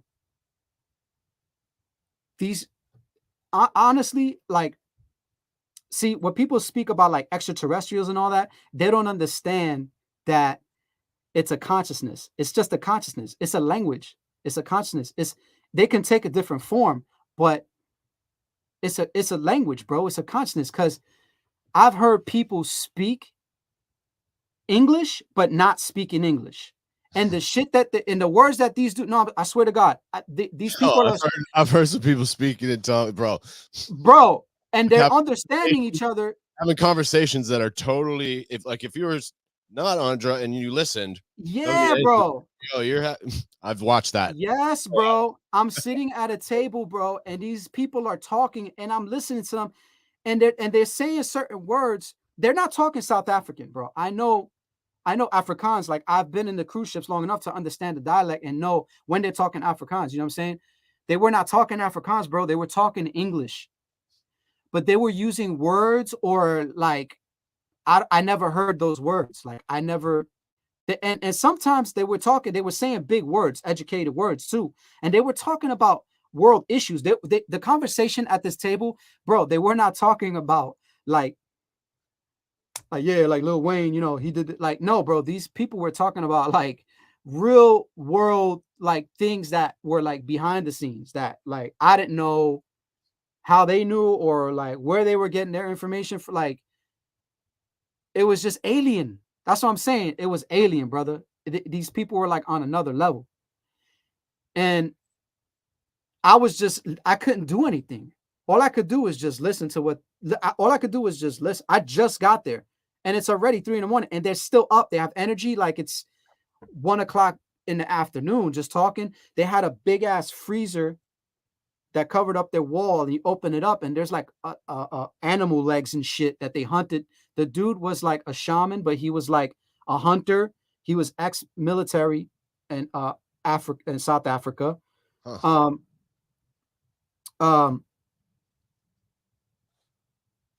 His sons were next level. His sons were almost, I want to say, like cultish. They were like worshiping some dark energy. He didn't even care. He had nothing. It didn't matter. Like, it didn't. When I tell you, this man had no judgment in his bones. These people used to come up the mountain from I'm talking about like hours away. They would make their way to his house, and he would rehabilitate them. He would let them sleep in his house. He would give them psychedelics. These were homeless people, different people that would come from different places. And sometimes they would just stay with him for like months at a time. He did not even care. Like, it was just like the shit you hear in the movies where you see people doing that type of shit. Like, it was that, bro. Like, and I'm there in South Africa by myself. And these dudes are like, no, there was no games like with these people. They were just so intelligent and so advanced in the way that they were living and the way they wanted to live, you know what I'm saying? And what they were doing, how they conducted themselves. I mean, it was just incredible. Like, that ending of itself, I honestly, if they would have offered me psychedelics, I didn't need it. I didn't need it because I'm going out to a backyard and I'm in Africa and I'm looking at monkeys on the tree all over the place. And I'm seeing the whole yard is filled with like psychedelic plants that he's growing a plant. And the conversations, when they spoke to me, they had to like dumb down the way they spoke. That's the only way, like, at the time, like, I would have understood what they were saying. So they would. So from the Bronx, give me a break. I left school early. Don't use big words, motherfucker. It was more like I'm admiring these people because they speak so many different languages. Like, not even on a level of the physical languages. They, like, spiritually, they were communicating even half the time, like, without even speaking type shit. But that's another thing. But these people were on another level. That's all I could say. So I remember her. I remember, like, I'm thinking that I still wanted to be with her because, you know, you young and you thinking like, oh, like, I care about this person, and like I'm trying to still, like, I'm still in the world in a sense, like, because I had these psychedelic experiences, but they didn't knock me off of that platform, like, you know what I'm saying, from like where I was, because I was the egg was cracked. The egg was cracked. I'm going like this. It was cracking. You know what I'm saying? It was a metamorphosis. I was coming out. So, but I was still inside. And I remember when she was like, nah, like, I'm gonna stay here. Like, I don't really, I mean, that's, your world is not my world, man. Like, I don't, that's not reality. You're not living in reality. She's telling me to see, you're not living in reality. Like, you're not. And I'm like, I know, but I know what I want. I know what I want to create.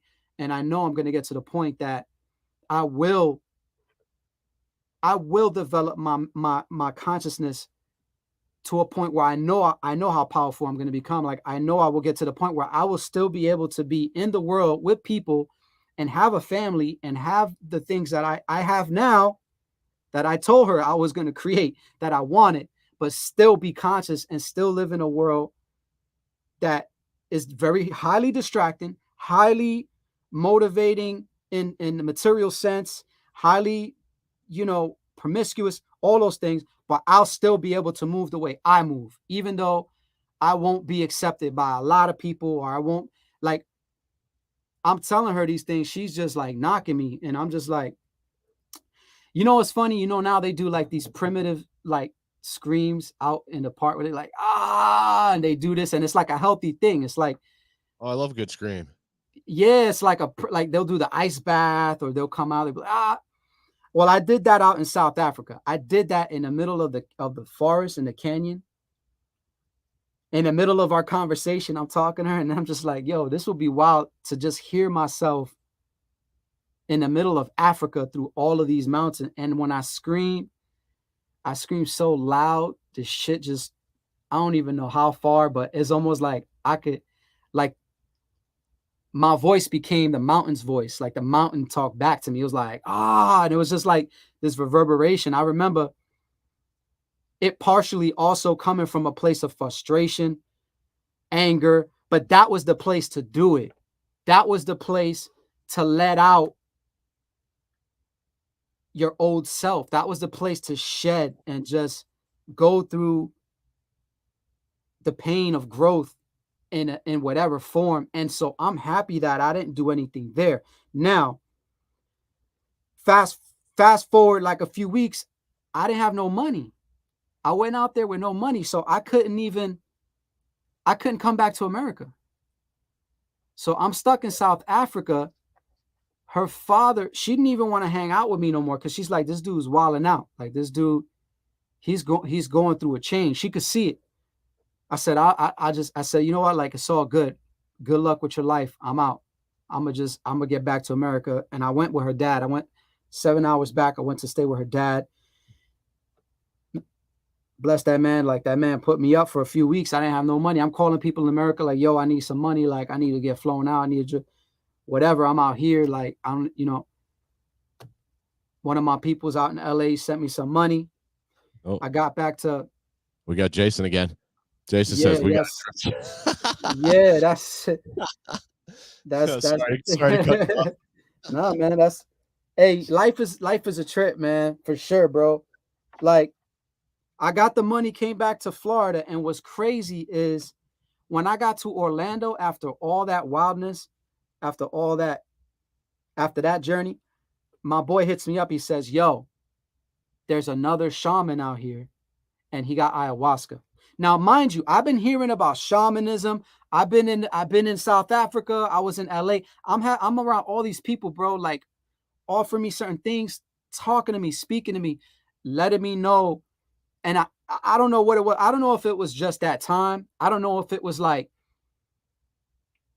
just the era of what was going on where that information was kind of starting to become, I don't like the word popular, but I think a lot of people were definitely, at least I was on a specific plane of vibration. I was at a specific frequency where I was coming into contact with a lot of people that were on this journey. So by the time I got to Orlando, he said, yo, this dude got this.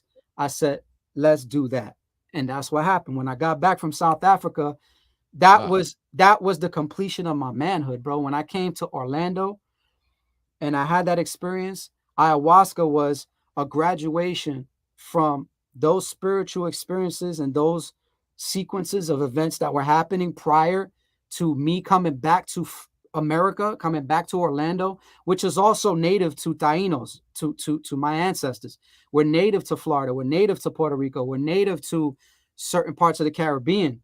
And the energy out here, it always pulls me back. I always end up coming back out here.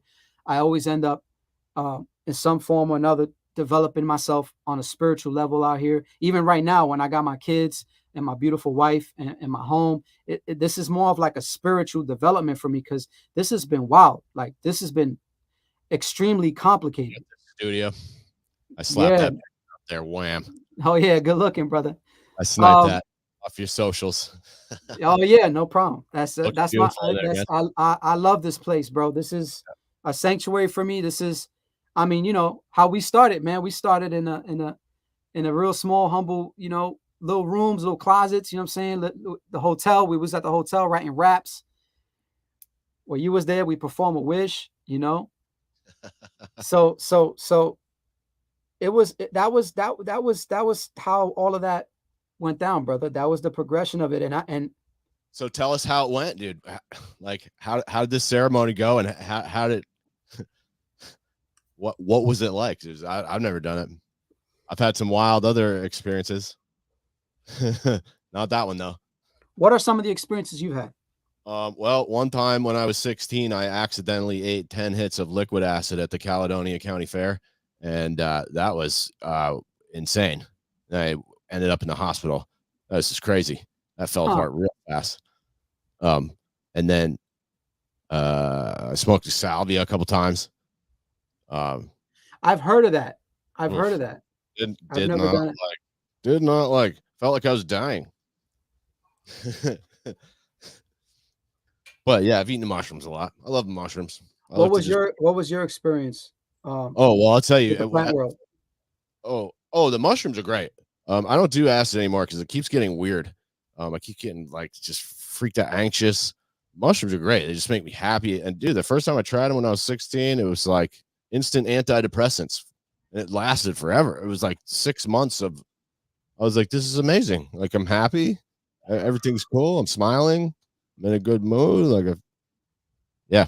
And that's tough to sell on your mom when you're 16 though. Huh. Yeah.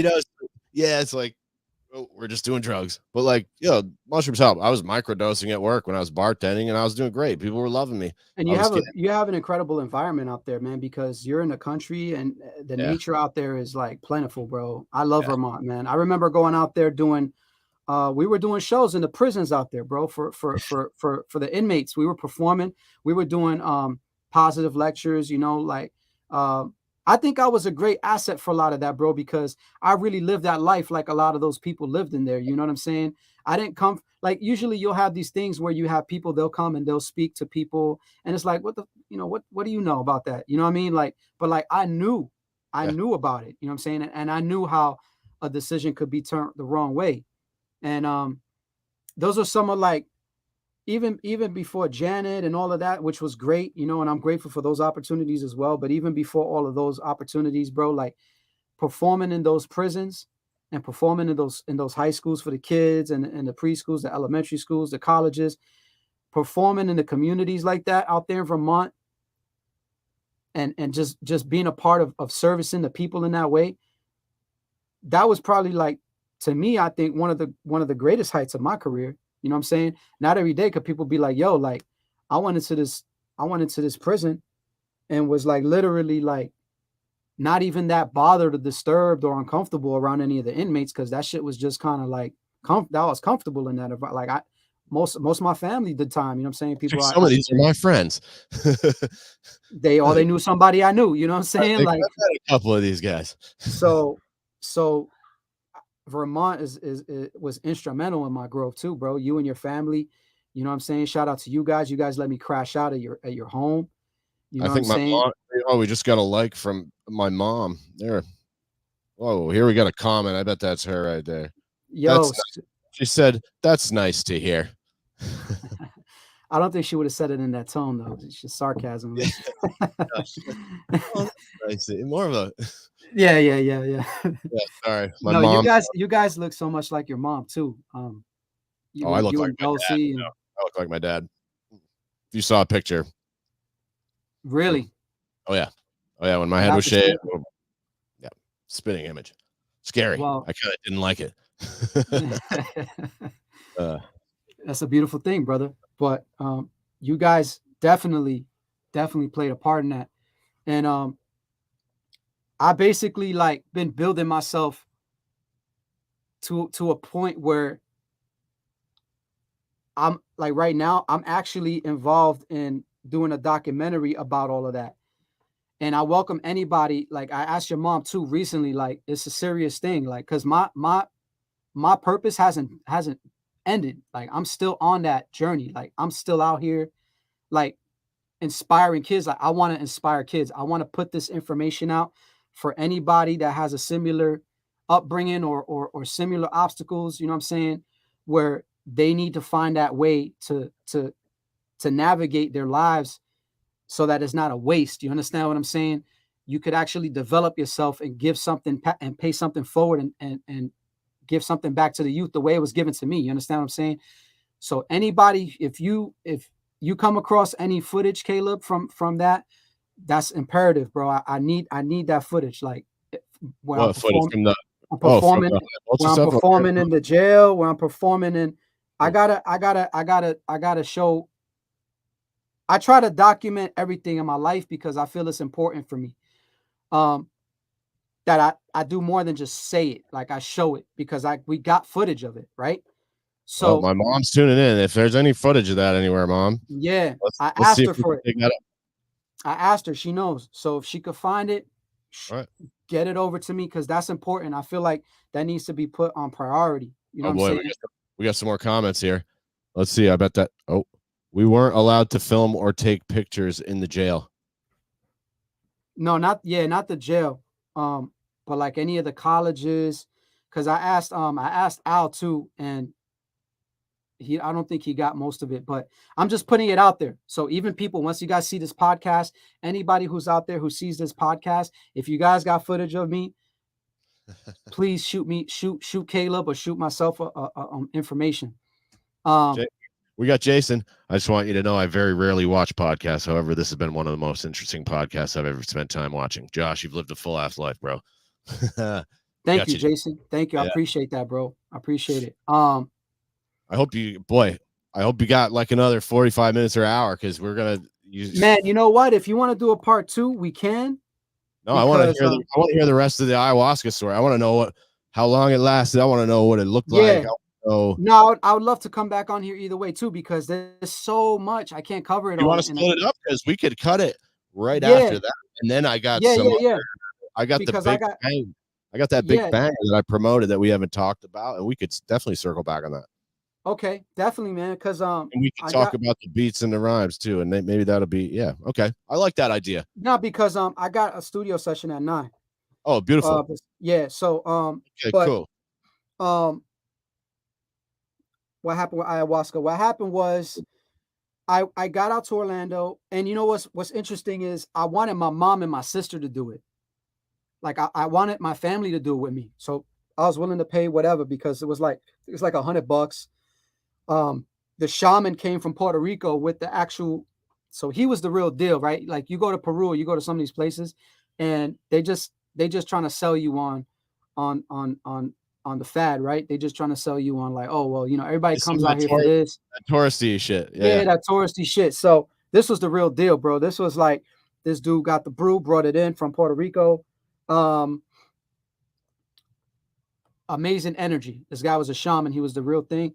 I got my mom to actually sit in and listen because I wanted her to hear him out, and I wanted her to do it because my mom is tormented, bro. Like my mom has a lot of problems and a lot of um toxic energy that she's holding on to. And again, like a lot of this stuff, I believe is happening on a very subconscious level.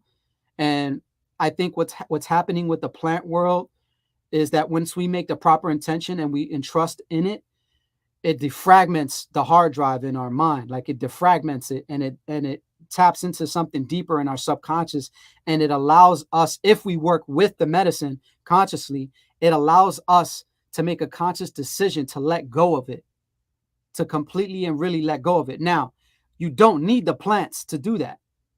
You don't. And that's if there's nothing else that I learned from those experiences, is that like at its core, because people say that, but then they'll go and they keep doing it. And it's like, I haven't done ayahuasca for, I don't know, shit, what? It's been like 11 years, 12 years.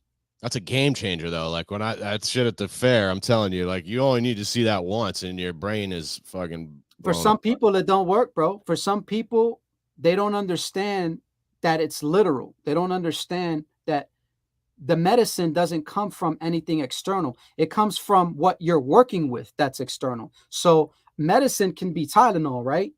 But if you don't drink water after you you get the Tylenol, guess what? It's going to affect your body after the fact in a toxic way, and you're going to keep those toxins in. You need to drink the water, and you need to work with the medicine. You need to understand that there's certain foods and other minerals and things that you need to take in to help your body digest this stuff the proper way, so that you can get the right healing from it. You know what I'm saying?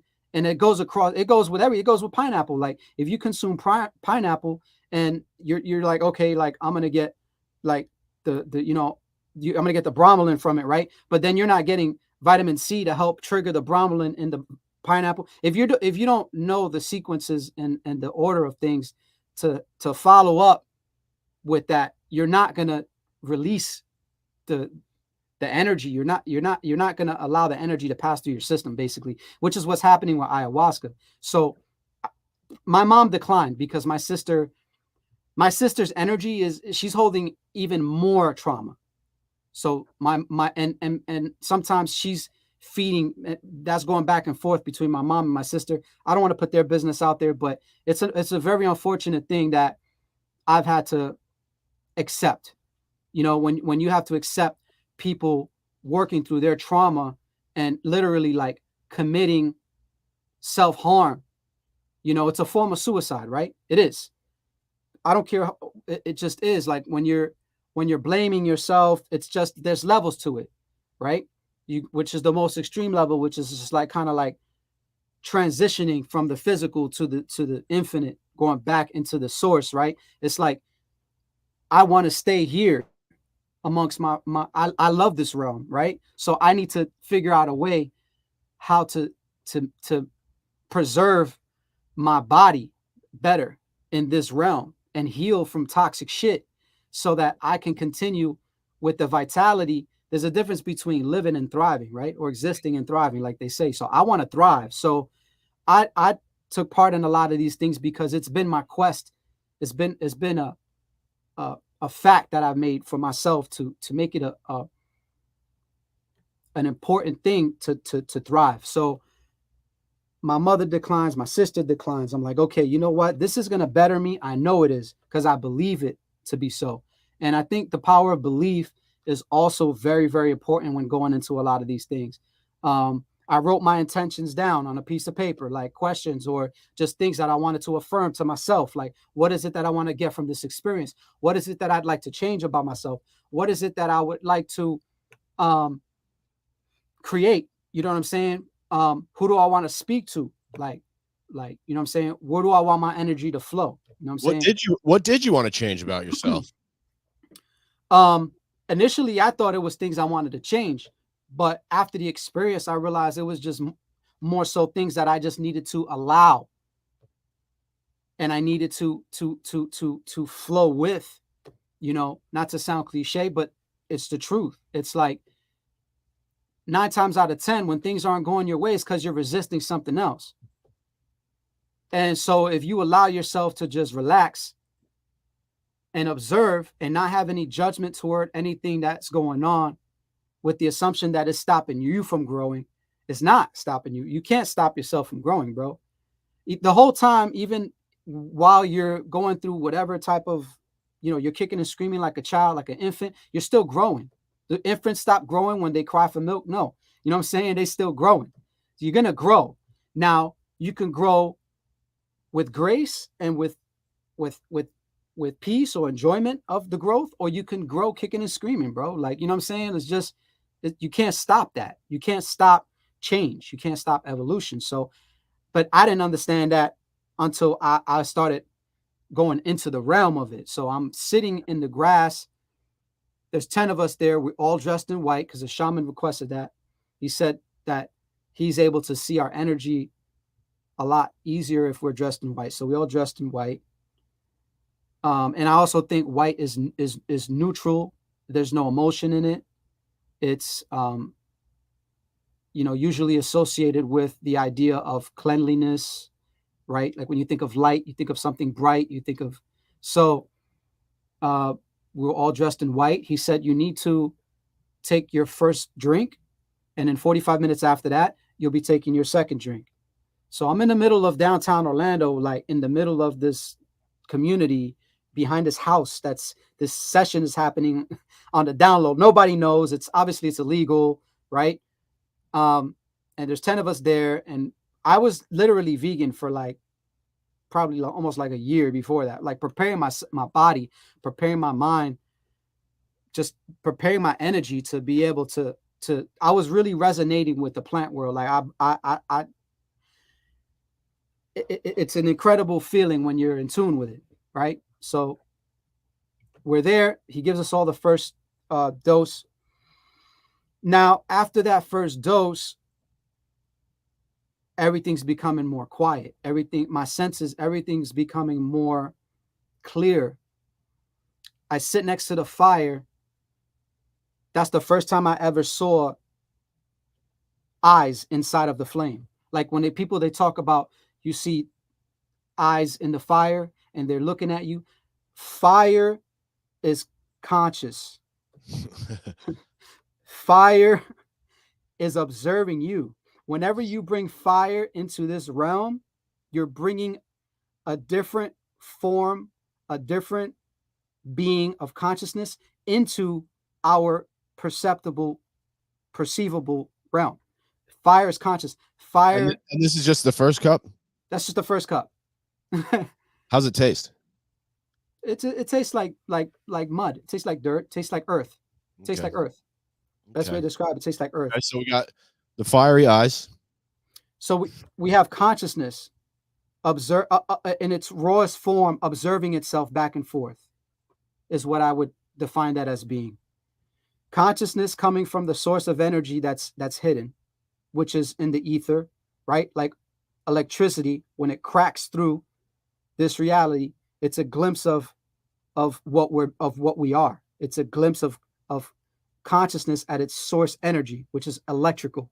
Everything is electrical, and that's our state. That's us, but not in the image of lightning, but in the invisible image of lightning, of what lightning is. You see what I'm saying? Like what the transaction that's happening between the air and the clouds and the molecules in the sky and everything to reveal the image of consciousness in the form of lightning is is happening through that sort of relationship with those things. But the lightning is always there. It's always there in that form. It just shows you that form for a split second when it peeks out to say what's up, what's good, and it goes back into the realm of the unknown when it does that. But think of it in that way because that's what's happening. That's how we're able to tap into all these frequencies, this radio, uh, like they speak on channels and they speak in, Nikola Tesla talked about it. He knew that. It's the same thing. It's all relevant and you're able to perceive it and see it when you're in that realm with the right intention and the clarity of mind to be able to perceive it. You're not going to perceive it or feel it or understand it if your mind is clouded. So all of the work that I had done that led up to this moment allowed me to really go that deep into my spiritual experience enough to experience that firsthand in terms of understanding the energy of consciousness and how it flows through things. So how it flows through fire, how it flows through electricity, how it flows through you, how it flows through me, how it flows through a decaying material piece of plastic, how it flows through chemicals, how it flows because it's flowing and it's permeating through everything. It's never not present. It's there. It's in everything all the time. So the eyes that immediately like that was very eye opening, no pun intended. It was obvious. It just became obvious. It was like I'm back in the realm of consciousness and this time now it's speaking to me directly. Now I'm not perceiving it in the stars in Australia. I'm not perceiving it in the countless unidentified flying objects that I was observing in LA. I'm not perceiving it in through the limiter of my normal state of consciousness out in South Africa in this incredible experience. Now I'm perceiving it raw, like Yeah. live and direct, like, Yeah. and I'm not that intimidated as I would have been if that would have just been my first time. I Word. I did it 3 times before that, so I like worked up to that. You see what I'm saying? I like And how it you was came just all the way back around to that. That was a fucking yeah, nicely done. I had to try to figure. I had to. It was almost like a subconscious thing that I was doing because I knew that I was working up to that, but I didn't know that I was working up to that. It was more like I know that I have a passion for my relationship with God. It was almost like I needed to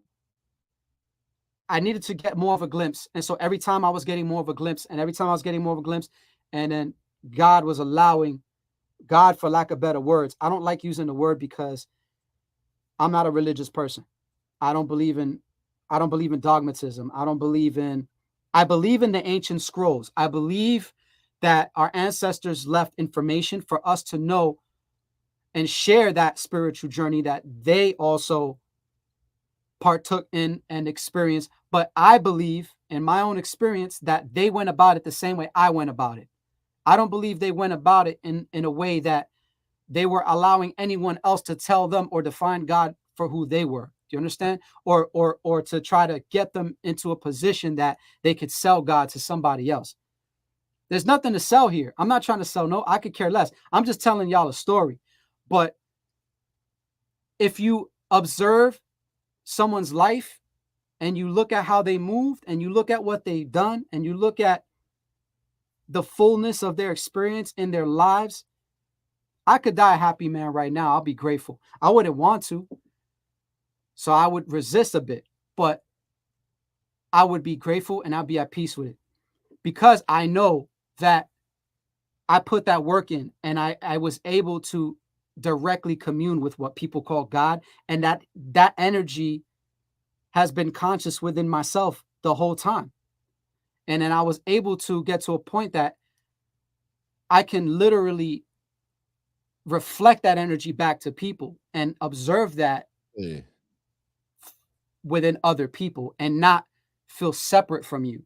So when I speak with people, Hmm. a lot of times they might feel uncomfortable, or they might feel like, well, this person's being either a little bit too transparent, or they're being a little bit too honest, or they're being whatever they're being. But those are the filters that I think, if we start to look at it like levels of human, right? You got primate, you got human, and then you got superhuman, right? And you got God mode, right? Like, if you want to keep looking at it like it's levels, because there is, right? If we aspire to being that next level of human, right? What does that look like? Like, what does that really look like? Does it look like all of the silly shit that was still going on that people still arguing about? Or does it look like, does it look like what primates are still doing, which is kind of what a lot of people are still doing? They haven't even reached the level of human yet. You see what I'm saying? Because there is an evolutionary process to consciousness, right? Consciousness began development at its insect point, right? From insect, you go to rodent or reptile or reptile, right? We were reptiles. We passed through all those stages. We went from single cell organisms to, it's in the remnant of our children when they're being cultivated in the fetus. You could see the stages that we went through. And anybody who's willing to argue about that in defense of these religious dogmas and all this, you're not understanding how God really works if that's the case, because the signs they're obvious. They're there. If you look at it, you'll see it, because God's showing you, like, this is how we develop life. This is how life brings more life, right? Like, so in order for us to bring more life, now we're bringing artificial intelligence, right? That's next stage of human development, right? It's coming from us, though. So people look at it like, oh, it's not natural. It is natural. Yeah. It is. We did that. Yeah. We did that, and something did that for us. Like, Something did. like the Something did. George Carlin show. He's like, everything is part of nature. It's not just flowers and trees. He's like, dog shit is part of nature. Completely natural. I love Yeah, George. I love yeah, George yeah. Carlin. He's Look, Josh, it's 9 o'clock. Do you want to save the second cup until the second part? Let me see Because what this guy's we gotta doing. go. And boy. Okay, he said he'll be here at 9:30, so I got at least like 15 Cool. more minutes. All right, cool. Very good. I know that this is I know that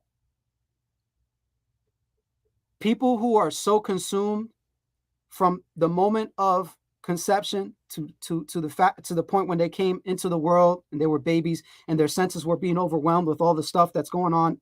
I know this is far-fetched to you. I know this stuff is like probably, I don't know, word porn, woo woo, whatever cool, funny, popular names you guys are naming people who are talking about this kind of stuff right now, who are essentially just trying to figure it out for themselves.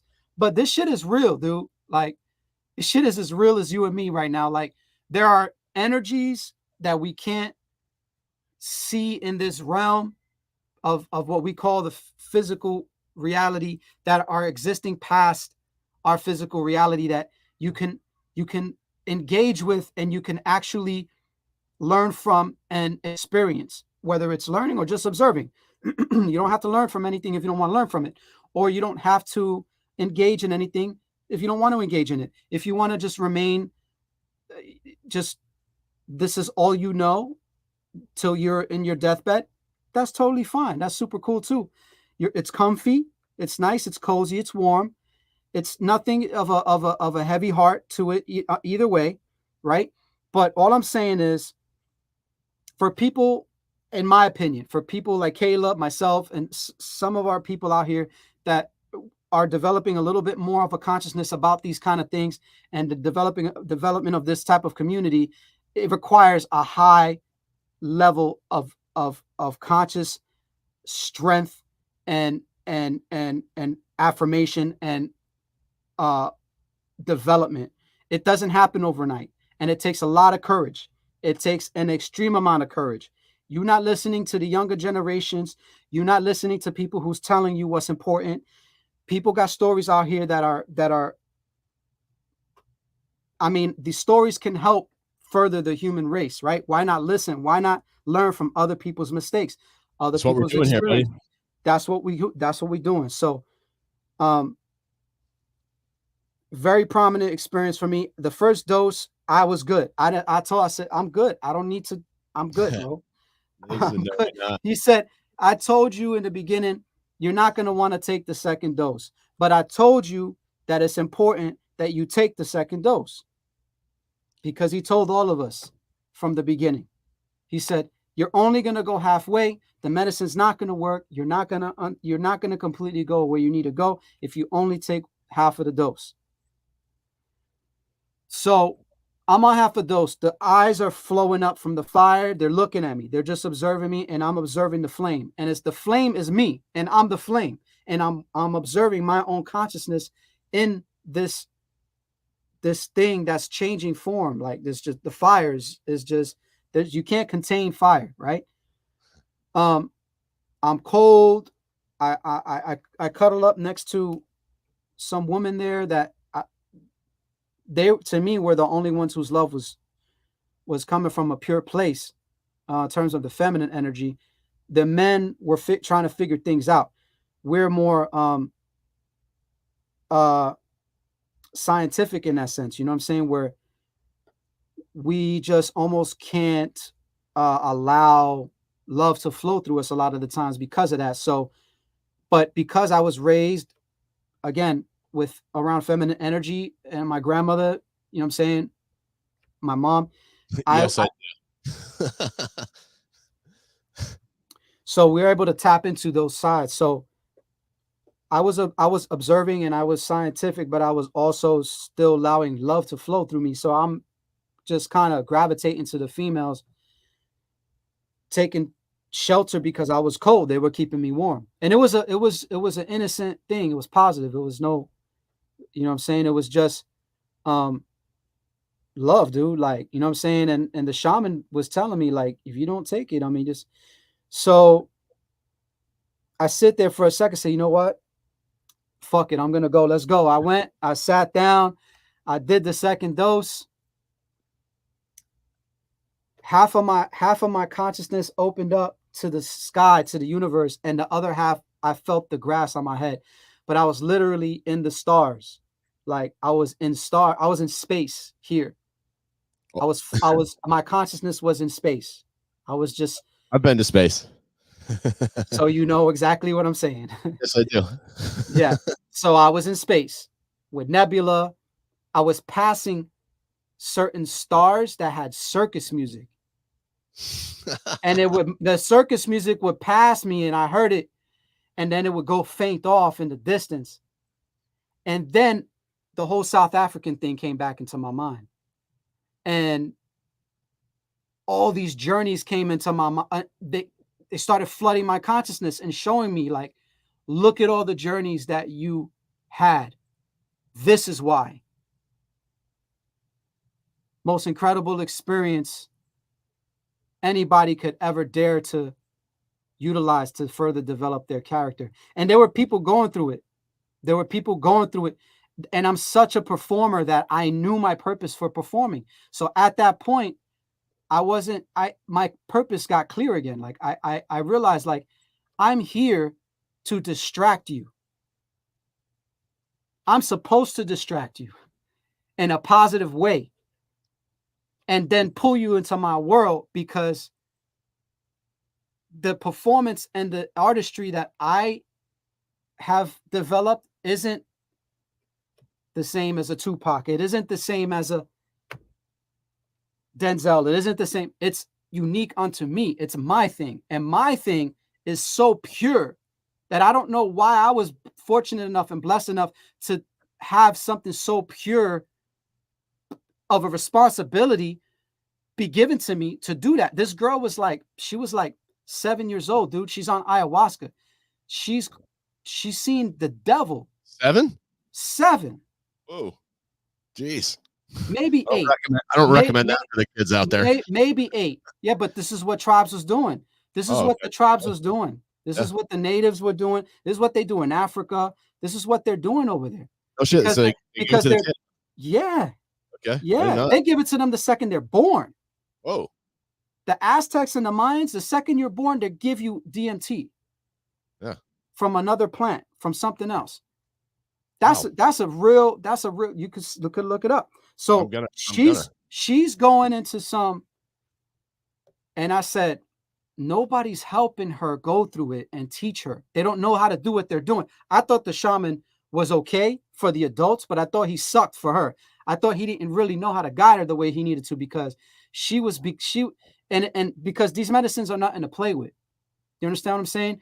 If you don't understand, if you haven't developed yourself enough to learn how to work with yourself with these medicines, you could end up hurting your physical mind. You understand? Because space can be a cold and lonely place.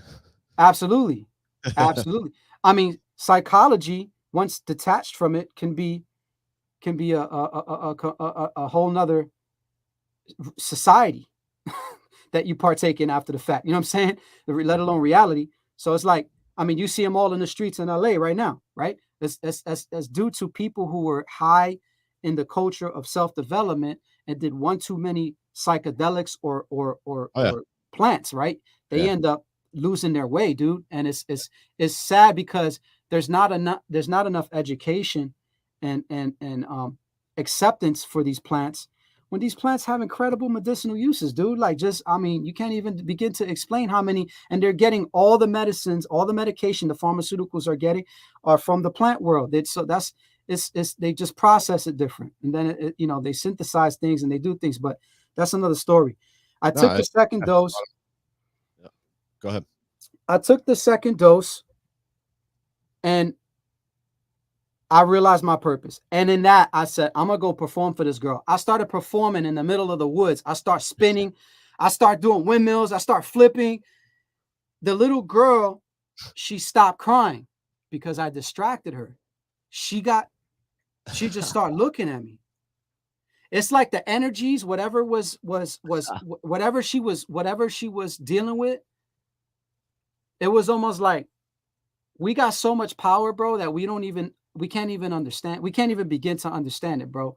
Like, there's entities that we're dealing with that are cut off. They're cut off from because you can exist cut off. That's the beauty of it. It's like you can exist in an egotistical realm where you think you're cut off from the oneness, where you're not, but because you think you are, that becomes so. So you're egotistically harnessing all these other energies and all these other entities. Essentially, is just the entity of decay. It's the energy of decay, which all life form embodies. Plants embody it. Everything embodies it. It's just that energy can be dialed up or it can be turned way down. Like, you could decay slowly, like to a point where you probably won't decay noticeably at all, and you probably live to 100, however old, and you'll still be kicking, right? Or you can dial it up. And that energy will just take you to a place that helps you to get to where you want to go that much faster. And then, you transition to the next realm, and your wish is the command. So I was going to say, you appear to be decaying fairly slowly.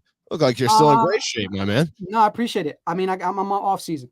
Yeah. Again, I'm at my off season, man. I'll let it slide. I'm enjoying food. I'm enjoying my kids. I'm just eating. I'm, every now and again, I'll do a little nicotine or whatever. Like, that's a conscious decision, man. I like to indulge in certain things every now and again, cheeseburgers, whatever. But essentially, I don't let myself stray too far down any one road. You know what I mean? Like, it's all about knowing how to distract yourself in a positive way. So that's what I think I was able to do for her. And it taught me a lot about, all of those things leading up to that were great lessons for me to prepare myself for where I'm at now, bro. And where I'm at now is a whole nother lesson in and of itself. And it requires 0 plants, 0 psychedelics. It involves bringing life into this realm, dude. Like, that's the highest. I feel like I earned that. You know what I'm saying? I feel like I earned that shit the traditional way, the raw way. Like, who am I as a man? Can I sustain myself as a man? Can I work and build myself up as a performer, as an artist, as an athlete, as an MC, as a producer, as a friend, as a son? Can I work through all these different relationships and improve on the quality of what I got to offer people? Because if I could do that, I could bring that quality to the day when I choose to bring other people into the world. I could bring them, I could give them that quality, bro. I don't want to bring people into this world if it's just going to be on the same silly shit everybody else being, you know what I'm saying? Hey, fuck yeah. I should put that on a I quote. don't deserve to bring any, you know what I'm saying? Whether I'm financially ready or not ready or whatever to do that, that's another story. But who am I? Do I like the Greeks adapted it from the Egyptians when they say know thyself? That's not Greek. That's ancient Kemet. In the Kemetic culture, people don't understand, bro, how deep African roots grow. We all come from specific parts of the world. At some point, all these continents were just one great big fucking continent. We all was roaming all over the shit. It ain't about who came first, who came last, who did what. It's like, yo, understand, if you're talking about ancient civilizations and then you're talking about a book that's 2,000 years old or 3,000 or 4,000 that was put together by other people that found some fucking scrolls in a cave and they put it together and then they turn it into something to market and to kind of try to help, not even to market. Maybe they're just trying to figure some shit out and they want to understand it for themselves. That's beautiful. That's great. But people got to understand there's multiple realities all coexisting at the same time. And the reason for that is because there's an essential consciousness at the base of all of it. And the consciousness is so incredible and it got so many layers to it that it can branch off and seem disconnected. It can seem individual. It can seem species oriented. It can seem all these different things. But the incredible thing about it is that there are still links back to what that consciousness entails. And I believe I was able to discover that for myself. You know what I'm saying? For myself at the core of it.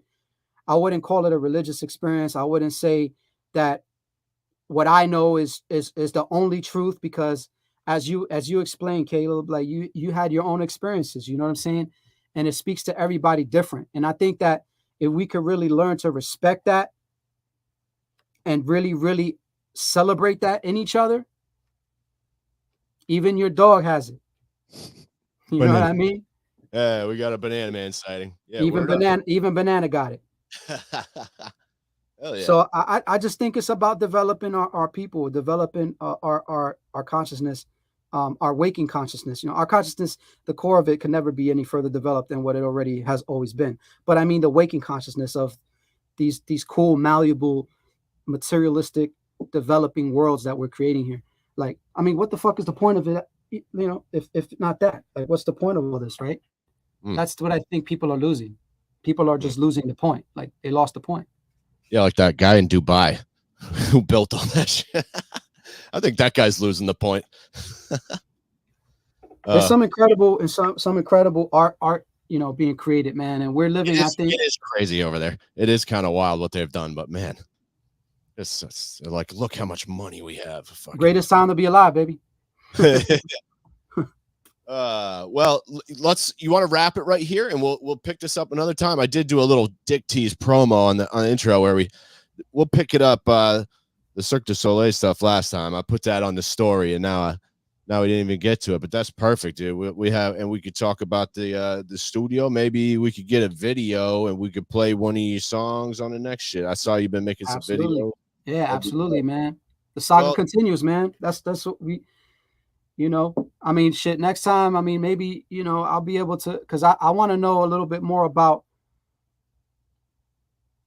your journey, as far as it's a different world out there where you're from too. And I know this is something, you know, obviously you're doing the podcast to bring light to people you'd like to feature on here, but I feel like we're just having a conversation, you know what I mean? So I feel like it's that's what it's supposed to feel like. Yeah. So I would like for you to share some things next time, you know, let I don't know if you've shared as much or people know your backstory, but I know I don't know as much as I'd like to about it. Oh, So I mean, you know, I like to let the guests do most of the speaking, but when they ask me questions, I'm down to chat. You know me, I'm a fucking chatty Cathy. yeah, I mean Absolutely. yeah, Well, man. listen. So Well, listen. I want to thank you so much for your time. And before I get out of here, I always leave the last word for my guests. If you got any shameless plugs or shout outs or any type of shit like that that you'd like to throw out before we get out of here. Thanks so much, dude. It's been a fucking pleasure talking to you. I got to piss like a racehorse. likewise, brother. Yeah, I just want to shout out my family, man. My baby boy, you know, Kal-El. I want to shout out my son. He's 5. He just turned 5. Kid is incredible. His energy's off the wall, literally. You know, I love you always. I want to shout out my baby Atlas, my newborn. He's 3 weeks, maybe going on 4 weeks now. Hey. Newborn, man, downstairs crying. Probably hear him in the back. Shout out my wife for being supportive and being like probably one of the best women that I could have ever been gifted in this realm. You know what I'm saying? At this point in time in my existence. And to everybody who motivates me and inspires me, man, who keeps me on my toes, who's honest with me, you know what I'm saying? Everybody plays their role, man, in our lives. So, you know, I mean, I wish I could sit here and shout out everybody who's definitely been a part of that. But you see that comment at the bottom there? I forgot to slap that up earlier. Mom has the footage. I appreciate you, Mama Sue. Yeah. I didn't want to interrupt your last word, but no, appreciate it, man. Anything and everything helps for sure. Cause I think this documentary, I mean, I'm touching up on a lot, but imagine basically what I'm saying, but documented and you being able to see it. You know, I think people would be interested in that. So yeah, it's a great story. I don't think there's any documentary that's being told in such a light that's out there right now, especially from an independent standpoint. You know what I'm saying? That covers all spectrums of the culture in its entirety. So I'm doing all the music for it. I'm producing the music for it. I'm rapping on it.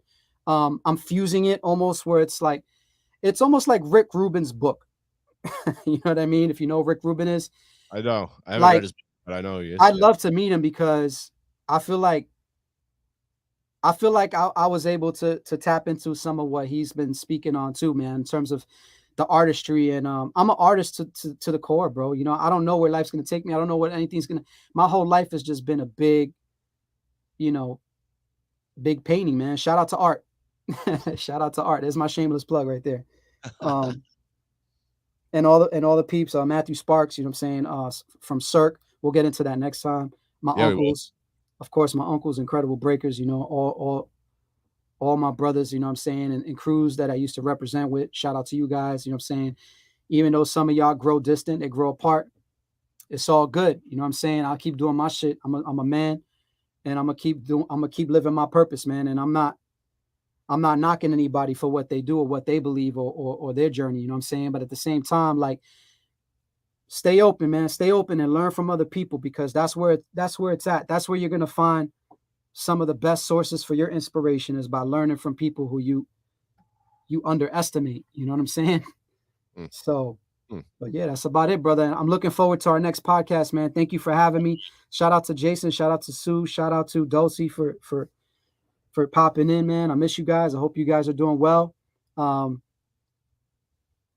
Don't give up the good fight, bro. Like, we started this for a reason, you know what I'm saying? And we still here, and we still doing it for that reason. So let me know when we get in the next one in. I'm here, yo.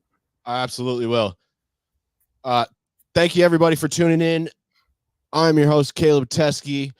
Josh Ortiz, the incredible B-boy. I'm supposed to do my name last and then say, the devil's in the details, and the details are in the fine print.